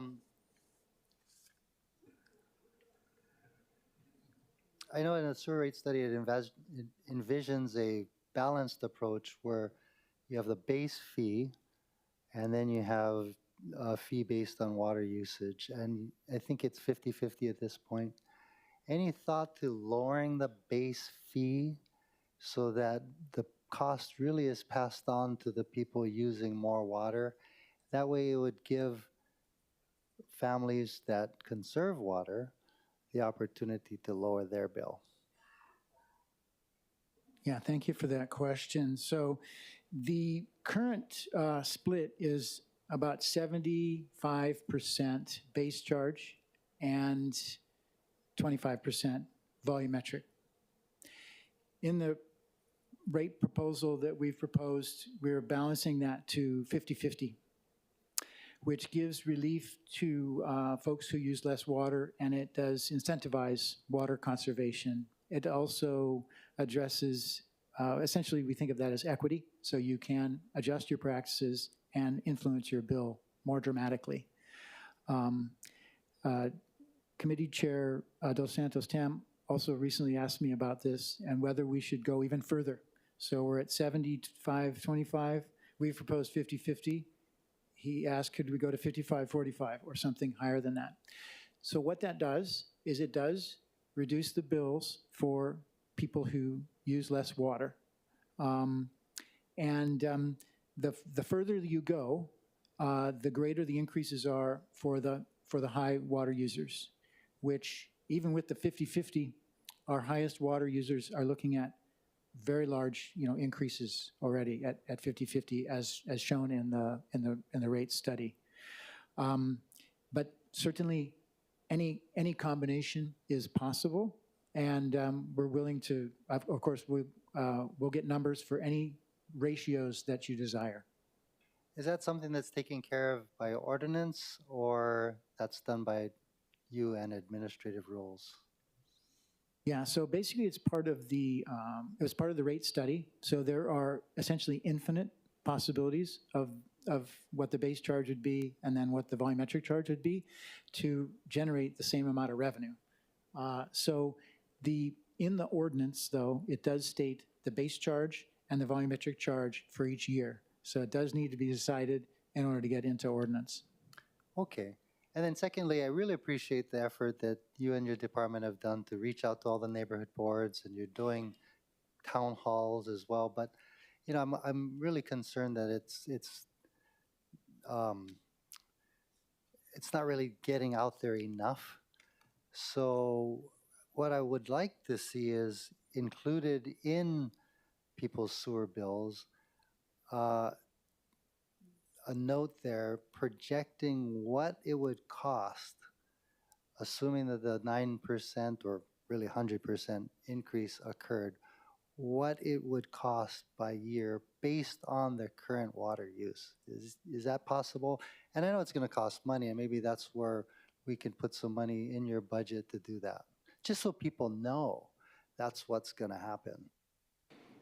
Yeah, that's a good question, and that certainly is our intention. Normally, you wouldn't send out a mailer like that until you had adopted some rates. Then you would tell people this is what's coming.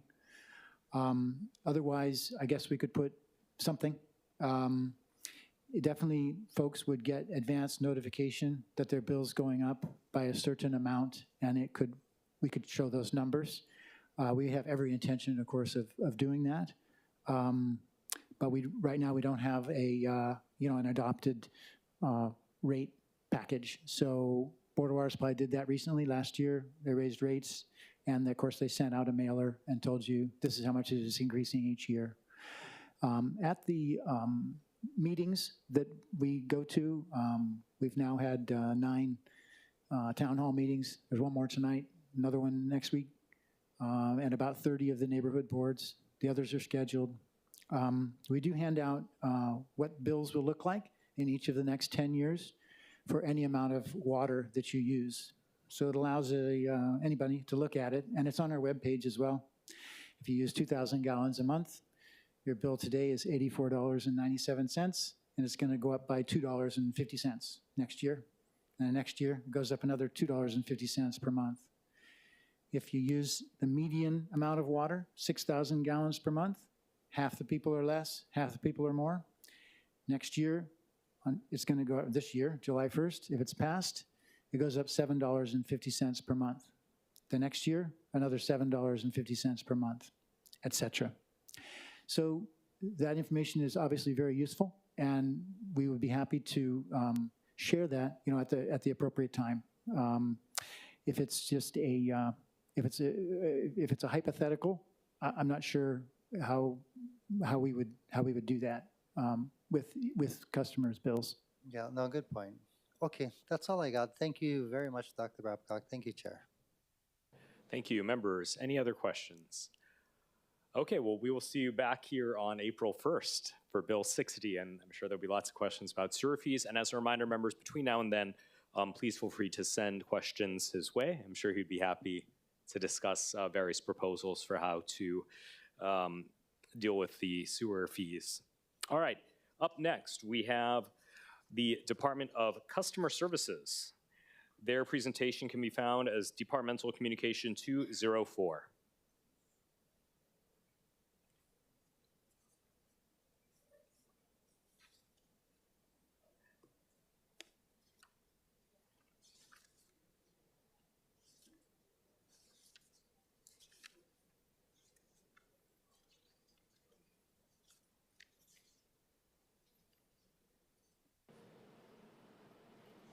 While they get their presentation up there, I note that their presentation is really only 6 substantive pages, so hopefully it goes quickly. All right, Director Hishiro. Hi, good afternoon, Budget Chair Dos Santos Tam, Vice Chair Nishimoto, Council Chair Waters, Vice Chair Wire, and members. I'm Kim Hashiro, Director for the Department of Customer Services. I would like to introduce CSD's leadership team who is with me today. So first of all, Megan Johnson, Deputy Director, William Trujillo, DMV Administrator, Christy Cam, Satellite City Hall Administrator, Harold Ned, Acting Public Communications Administrator, and Nilda Ocreto, our Administrative Services Officer. So the first slide shows the changes between the current budget and our proposed fiscal 26 budget request. Total positions are decreasing by 0.5 FTE for a total of 303 positions. This is due to the deletion of a budgeted personal services contract clerk that is no longer needed. Our focus is on hiring and retaining full-time civil service positions. The breakdown for your information for the 303 is 293 permanent positions and 10 contract positions. Of the 10 contract positions, 9 positions are entry-level CSR ones, or customer service representative ones, and we have 1 planner.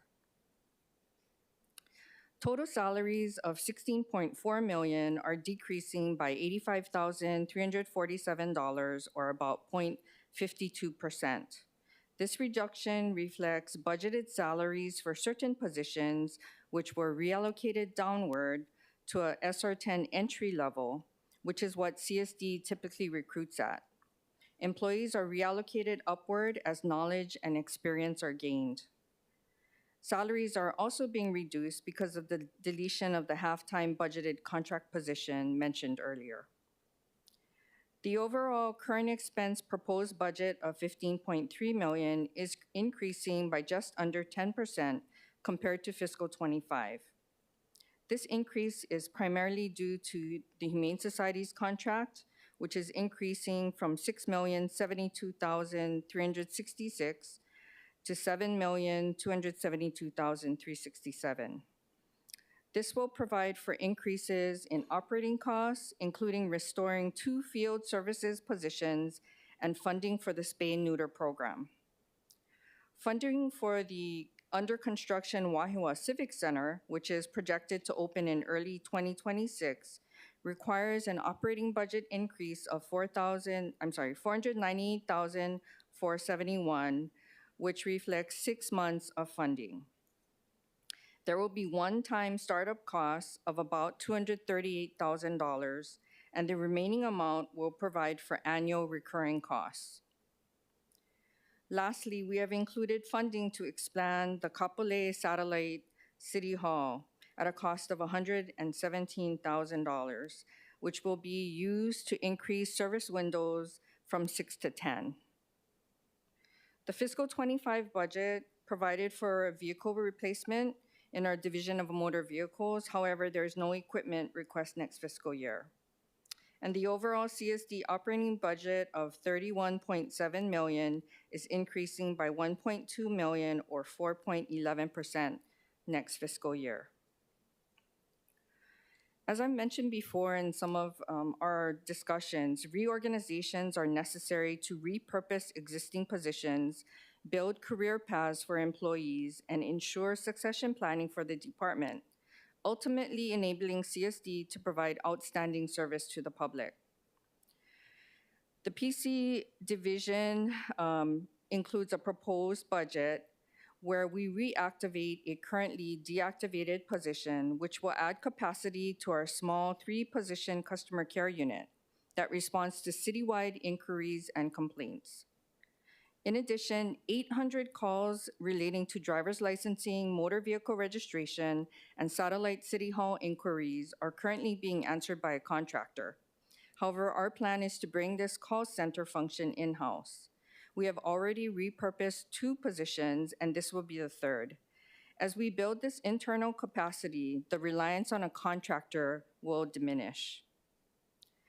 The DMV Phase 1 reorg was completed in 2024, which combined 2 units into 1 that issues business licenses and permits. We're currently working on Phase 2 for the driver licensing branch. A future 3rd phase will be for the motor vehicle registration branch. The other area of importance, as I mentioned in the previous slide, is expanding the Kapolei Satellite City Hall to provide additional counters and increase service. Kapolei is our busiest satellite, and we will go from 6 counters to 10. Most of this funding is for furniture and computer equipment. The Wahiawa Civic Center relocation takes existing Satellite City Hall and driver's license positions and resources into a new building that will provide a variety of state and city services combined in one location. On February 1st, CSD had 45 vacant positions, 40 general funded and 50 highway beautification funded, of which 18 positions have been filled in February and March. Our vacancy rate is currently at 9%. We plan to fill 20 positions before June 30th of this year and 7 in fiscal '26. We note that CSD has filled 55 positions in fiscal 2025 so far, which represents 19% of our permanent positions. However, from July 1st of last year to present, we also lost 48 employees. The most significant number was due to retirements and also transfers to other city or state departments. CSD is committed to continuing to fill vacant positions as quickly as possible. However, retention has been a challenge. To increase retention, we're working with DHR to reclassify and reallocate our positions, and will soon submit a shortage differential request to increase pay for certain extremely difficult positions to fill, such as CDL road test examiners. We continue to actively recruit by participating in same-day hiring, job fairs, and posting job opportunities in our locations and via social media. We have no vacant positions that may be abolished, and 15 positions have been deactivated to reflect a more accurate position count required by the department to deliver services. For our overtime, all budgeted overtime is in Object Code 1102. Public communications includes 1,400 as a provision for public communications emergency response from staff especially during the hurricane season, which starts June 1st and ends November 30th. The Division of Motor Vehicles, or DMV, is the largest amount of our overtime needs, and we have 20,000 allocated to motor vehicle registration, and this occurs when processing is above our accepted threshold. So we always target a 10 business day turnaround. This would be for dealer transactions as well as motor vehicle registration mail-ins. And when it exceeds that level, we typically authorize overtime to ensure that the backlog is not increased. For driver's licensing, we use about $83,000 to open 4 locations on Saturdays, currently Kapalama, Kapahulu, Kapolei, and Wahiawa, on a rotational basis to increase customer access. We offer driver's license services, including renewals, duplicates, and road tests. For these Saturday services, appointments are opened on Aloha Queue the Wednesday prior to the scheduled Saturday. CSD is projected to generate $226 million in revenues in the coming year. The majority of revenues is generated through motor vehicle registration and driver licensing and permits, which brings in approximately $216 million. $5.8 million is attributed to charges for other services, which include passport intake fees and highway beautification. Miscellaneous revenues, which include safety check inspection, disabled placards, towing services, auction and sales for impounded vehicles, is estimated to generate $3.8 million. I'd just like to note that CSD revenues for fiscal '26 are projected to be $226 million, while total expenditures are just over $31.7 million. We do not have any federally funded positions or operating expenditures in our budget. We normally don't have CIP projects in our budget request, but this year we do. As mentioned, the Wahiawa satellite and driver's license relocation will require a $2 million construction budget to build out our space. So this building is currently under construction. If you drive past it, you will see it. But the city is actually responsible for building out the space for our satellite and driver's license office. As I mentioned earlier, current expenses will increase by $498,417 to cover either one-time costs of about $273,000. That's primarily furniture, fixtures, internet, and alarm services. We're trying to upgrade and replace old computer equipment, as well as moving services. Recurring costs will be about $225,000. That includes common area maintenance, electricity, and water. Appreciate your attention and would be happy to answer any questions. Members, any questions for the Director of Customer Services, Vice Chair Wire? Thank you, Chair. And I'll be brief. And mahalo, Director, for all you're doing. Just a follow-up on the Civic Center, because I wasn't sure if I missed it. So I know there'll be expenses or operating expenses. Is it under like a lease or an MOU, or what's the agreement look like in terms of the occupancy of the space? So we're currently in process of finalizing the MOA with the state. And we've been working very closely with DAGS. They've been a tremendous support to us. It would include a $1 lease per year for 35 years with an extension thereafter. So we're looking at a very long-term relationship with the state.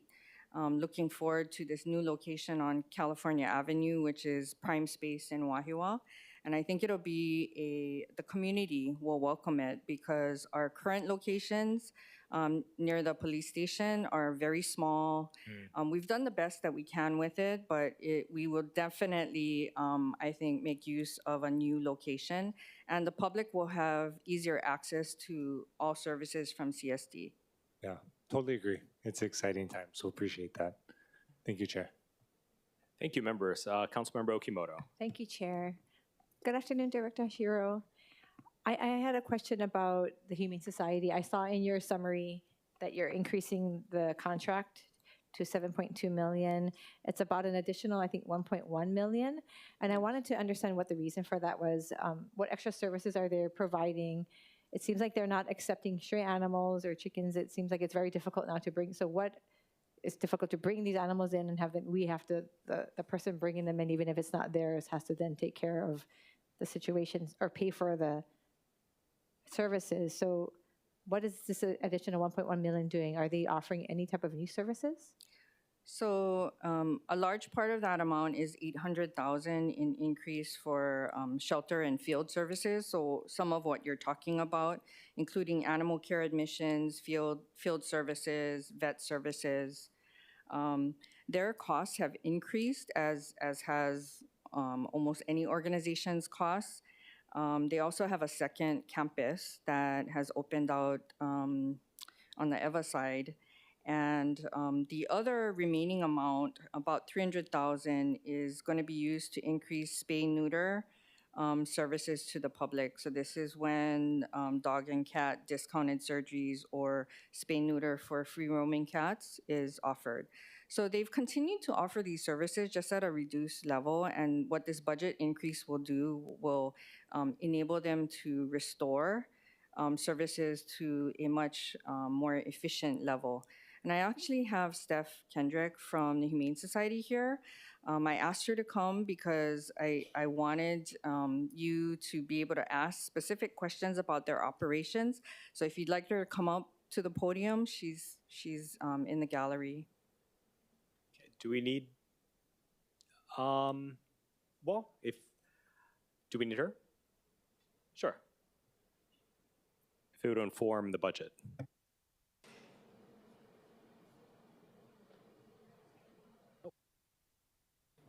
Good afternoon, Council Member Stephanie Kendrick with the Hawaiian Humane Society. I'm happy to answer any questions.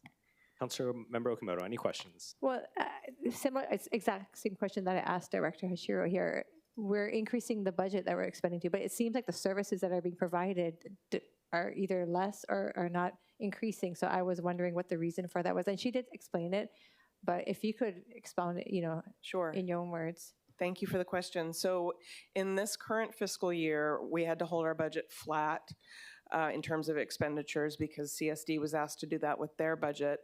But of course, our expenses weren't flat. So we did have to reduce services in order to keep those expenses flat. And this will restore the services that we were used to providing in prior fiscal years. Can you clarify what those services were and then will be reinstated with this current ask? Yes, so most of the additional funding will be going into direct animal care, into animal law enforcement, or into community spay-neuter services. And can you explain to me what the spay-neuter services would be? Absolutely. So we have two programs. One of them offers reduced fee spay-neuter for owned animals. So that means that people on government assistance can get their pet cat or dog spayed or neutered for just $20, and the city subsidizes the difference between that and the cost of the surgery. The other program is for free roaming cats, and volunteers who trap those cats and bring them in can get them spayed or neutered at no cost because the city subsidizes the cost of those surgeries. Okay, thank you for clarifying that. And in the event if it's a stray or not a pet, whether it's a volunteer or somebody, a resident brings it in, you have the service provided, and then what happens? Is that person supposed to be then responsible to take the cat back? In terms of the free roaming cats, yes. The volunteers who bring them in for spay neuter services then take them back to where they were living. Okay, thank you. Thank you, Chair. Thank you, Director. Okay, thank you, members. Any other questions? Councilmember Kiana. Thank you. Director, you know that I think your department does a smashing job on a multitude of fronts. My outstanding concern, of course, has to do with towing. And I have been in contact with you with regard to some humongous cars on Alaloa Street in Kaneohe. And my staff have given you some pictures which show that the length of these major vehicles actually take off the road maybe 2 to 3 cars. And that's not helpful because these vehicles have been on the road for over a year minimally. So my question is, first off, who in the department, I got an update that you guys haven't gotten a quote because this is not a normal car. But who in your department, what division handles towing? So it's the DMV, Division of Motor Vehicles. We have a motor vehicle control section, and they are responsible for derelict and abandoned vehicle towing. But what percentage of their kuleana is this? Because I feel that it's a problem. It's a habitual problem that occurs because, so is it because they have other duties? So their focus is on passenger vehicles on city streets or city property. When these large vehicles come in, and we've had requests or complaints about even boats and trailers in the past, it's not actually a core function of what motor vehicle control does. Yes. However, we are committed to helping the community, and for these vehicles, we have gotten quotes on one of them. And the other one, we're still trying to get a quote for removal. So these are what we consider heavy vehicles. And so we have to go outside of our normal process and we obtain quotes. So it is not something that occurs often, but it is something that we have done in the past and we will continue to do. Okay, apart from the towing, are there vendors out there, you know, people like, there's vendors that like to pick up things, junk, all kinds of junk, and actually make money off of it? Are those types of vendors available, like Aloha Junk Man or somebody? So we don't have a contract with a junk removal vendor. Yeah. You know, that is something that I think, you know, we definitely could Especially explore. if they can make money, you know, and because I don't even know where you move these vehicles. Okay, last question. Again, as you can see, most of my questions are just things that are outstanding in my district that are that I care about because I get plenty calls from people. And so do you think that this, because I know that for parking violations, that is now going to be handled by HPD, which I know they don't want it, And my conversations with them and DTS is maybe it might be better suited at DTS. So my last question is, do you think that this, the towing contracts for your department should actually move to DTS too, in case they have a parking enforcement division? To me, it makes sense that whatever department and division is responsible for the operations, they should be responsible for the towing contract. Yeah, you know what? I'm coming to that conclusion because HPD, of course, goes to enforce sometimes, but you know, it's roads, it's cars. So except for the fact that you guys give out the licenses and everything, you know, I just feel for your team because this is not part of their primary core mission. And so I just want to, because you guys currently have the kuleana, if you guys could just, you know, do what you can to take care, I would deeply appreciate it. And I will continue to work on that underlying issue The DTS director told me that in addition to the delegation that the chief of police has to delegate it, that I might have a charter problem because they're restricted. And thank God we have a charter commission being stood up, so I'm going to take a look at it. Anyway, thank you guys for all of your good work. Thank you. Okay, other questions? Councilmember Okimoto. Thank you, Chair. Sorry, Director, I had one more on my list that I didn't get to ask, I failed to ask. Along the same lines of dealing with animal nuisances, does the department have additional funding to address the feral chicken program or feral chicken problem in our communities? So for the last few years, we have allocated about 100,000 towards feral chicken mitigation. And currently we have two programs in place. One is for city property, where our vendor goes out and actually assesses based on complaints and concerns that come in through the public directly to our office, through council members' offices that are relayed to our department. And they will set up traps, monitor, and then if chickens are caught, they'll remove. So that's the city service, city property program. We also started and it's been operating for over a year now, a program to subsidize partially private landowner feral chicken removal. So private landowners can actually enter into an agreement with our vendor, and they can set up full service trapping, monitoring, and removal for a week.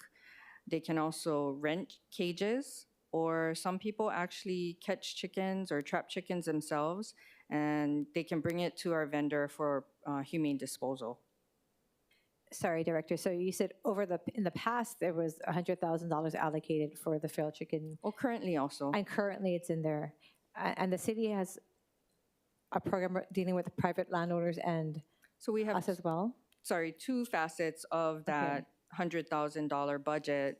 One part is for city property chicken removal, and which is responsive to complaints from the community, and the other portion is partially subsidizing private landowners who are having chicken issues. And that $100,000 is sufficient for the entire island?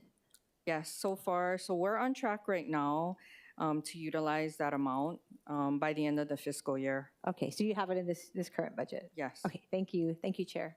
Yeah. Members, any other questions for CSD? Okay, sensing none, I have one question. You know, your department regulates a number of sort of miscellaneous things. We've talked about some of these miscellaneous fees and licenses. Some of them have been repealed, some of which are probably obsolete anyway. There's some, though, as they pertain to vehicles and things like that, that are a little bit kapakahi. Some vehicle decals are $1, some are $5, some are $10. Motorcycle tags are 50 cents, which I'm pretty sure they probably cost more to deal with than 50 cents a piece. Are you open to reevaluating some of those and aligning the costs across the board? Yes, we are.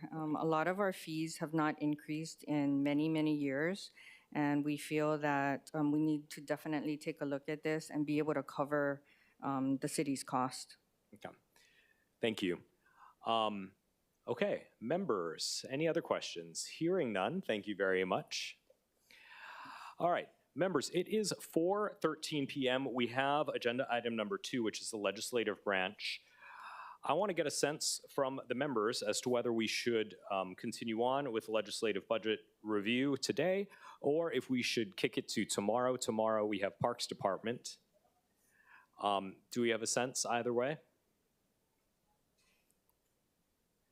Temperature check. Who wants to power through today? Hands up.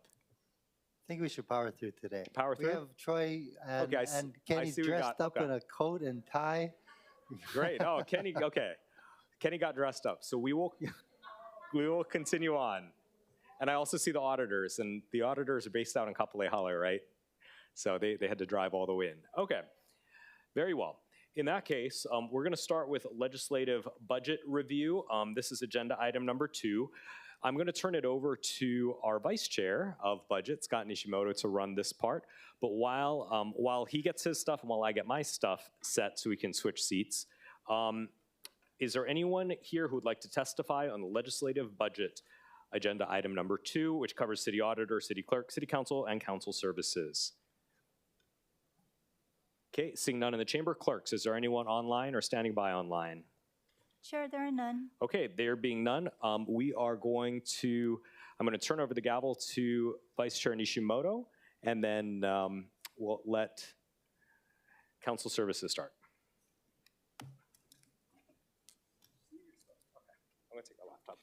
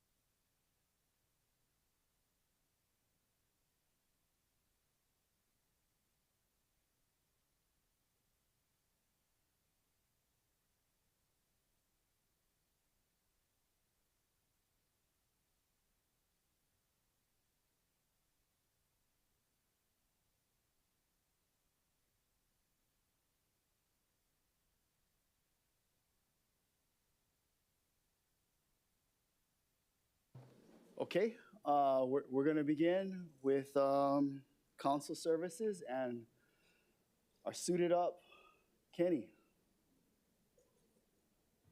Is this working? All right. Good afternoon, Budget Chair, Vice Chair, Budget Chair members. For the record, Kenny Amazaki, your council ASO. I'll be doing the legislative branch overview, and then I'll talk about the council's, do the council's overview. I'll do Office of Council Services overview, and then we have the city clerk, Glenn Takahashi here, who will do the city clerk. And we also have the acting city auditor, Troy Shimasaki, here as well. We do have the director of Office of Council Services here as well, Winton Park, and the chair is sitting next to you guys.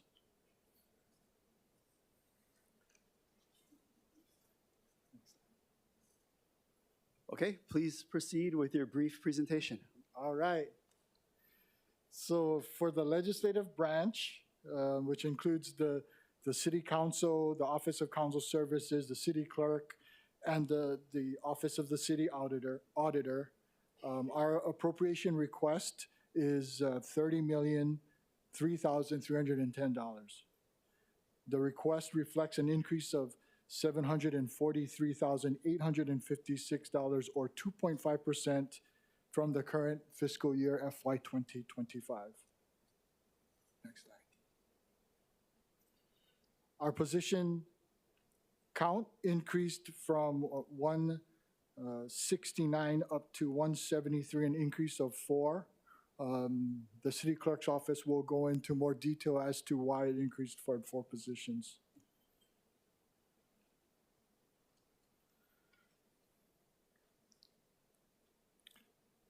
The legislative branch salary request is $15,033,301, an increase of $802,649, or 5.6% over FY 2025. Mainly accounts are attributed to a 3% salary adjustment for exempt personnel branch, and salary adjustments and step movements for civil service personnel as negotiated by collective bargain agreement.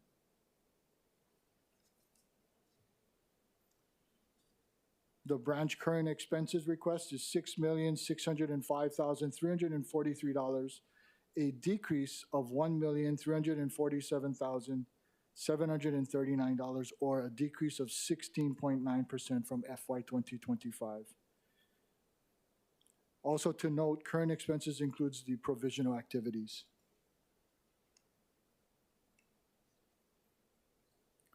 For the provisional activities, the request is $8,364,666, which is increased by $641,396, or 8.3% from FY 2025. This includes our health, retirement, unemployment, vacation payout, the FICA cost for branch personnel, and this is all calculated based off of BFS policy 20.3.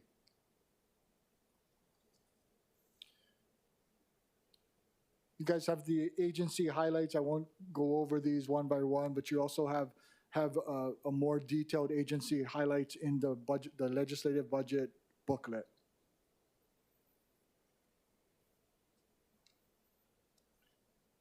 Okay, switching my hat, putting on my council hat. The city council overview for FY 2026. The budget appropriation request is $11,171,333. The request increased by $783,287, or 7.5% from FY 2025.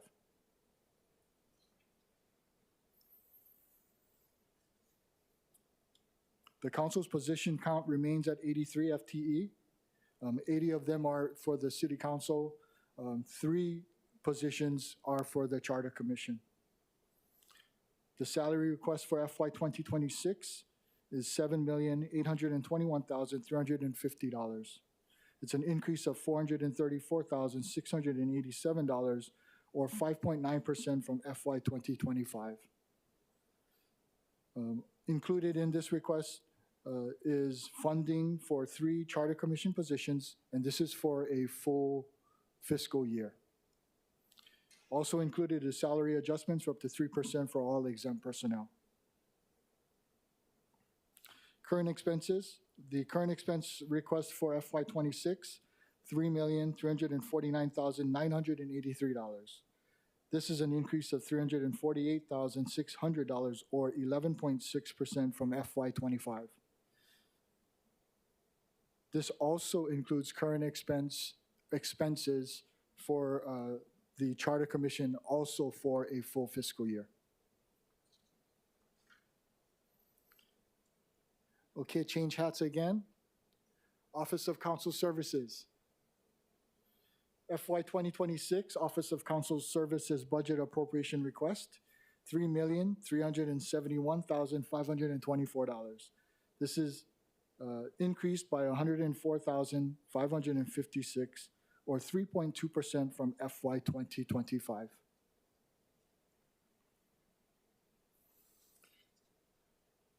OCS's position count remains the same at 30. The salary request for FY 26 is $3,020,524. This is an increase of $90,056, or 3% from FY 2025. This is attributed to the salary adjustments up to 3% for our all exempt personnel. Current expense, the current expense request for OCS is $351,000 for FY 26. The slight increase in the current expenses is due to the ROH supplement costs and professional subscription increases. And then I'll be followed by the city clerk.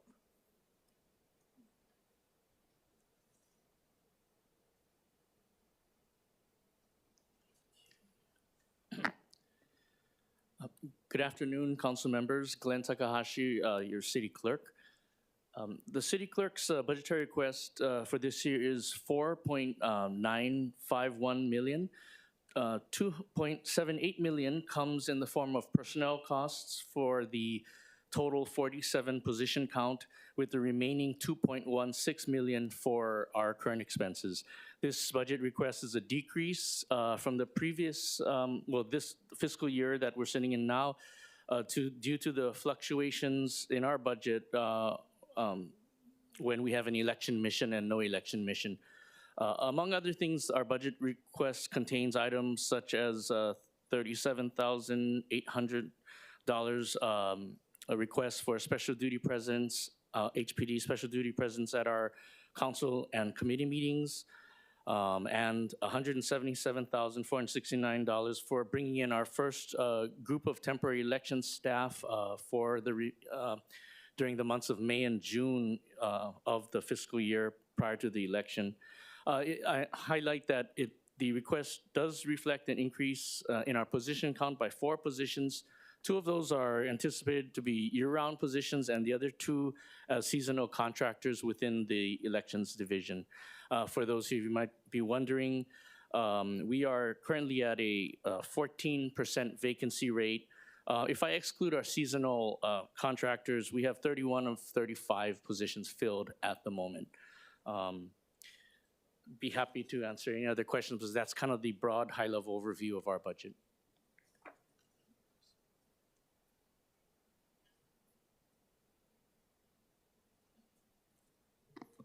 Good afternoon, Chair Nishimoto and committee members. Troy Shimasaki, Office of the City Auditor. Our first slide, the Office of the City Auditor's budget appropriation request is $2,143,795. This request is representative of a $37,694 increase, or 1.8% from fiscal year 2025. Our office's positions remain the same at 13 FTEs. Excuse me. This year, our request for salaries is $1,406,284. This is an increase of $41,694, or 3% from fiscal year 2025. And the salary adjustments, this includes salary adjustments of up to 3% for all exempt employees. Our current expenses for the year, we are requesting $737,511 for fiscal year 2026. This is a decrease of $4,000, or 1.4% from fiscal year 2025. And this reduction is due to 2 things. First of all, there's a reduction for our triennial peer review, which the City Council funded last year. We do this every 3 years, so we do not have that expense this year. That is offset by an $8,000 increase in lease of office space. But so on balance, it's a 1.4% decrease for our office. I thank you for your attention to our request. Be happy to answer any questions. Okay, thank you. Members, any questions for any of the presenters? Okay, see none. Members, tomorrow we are beginning with parks at 10 a.m. Okay, we are adjourned.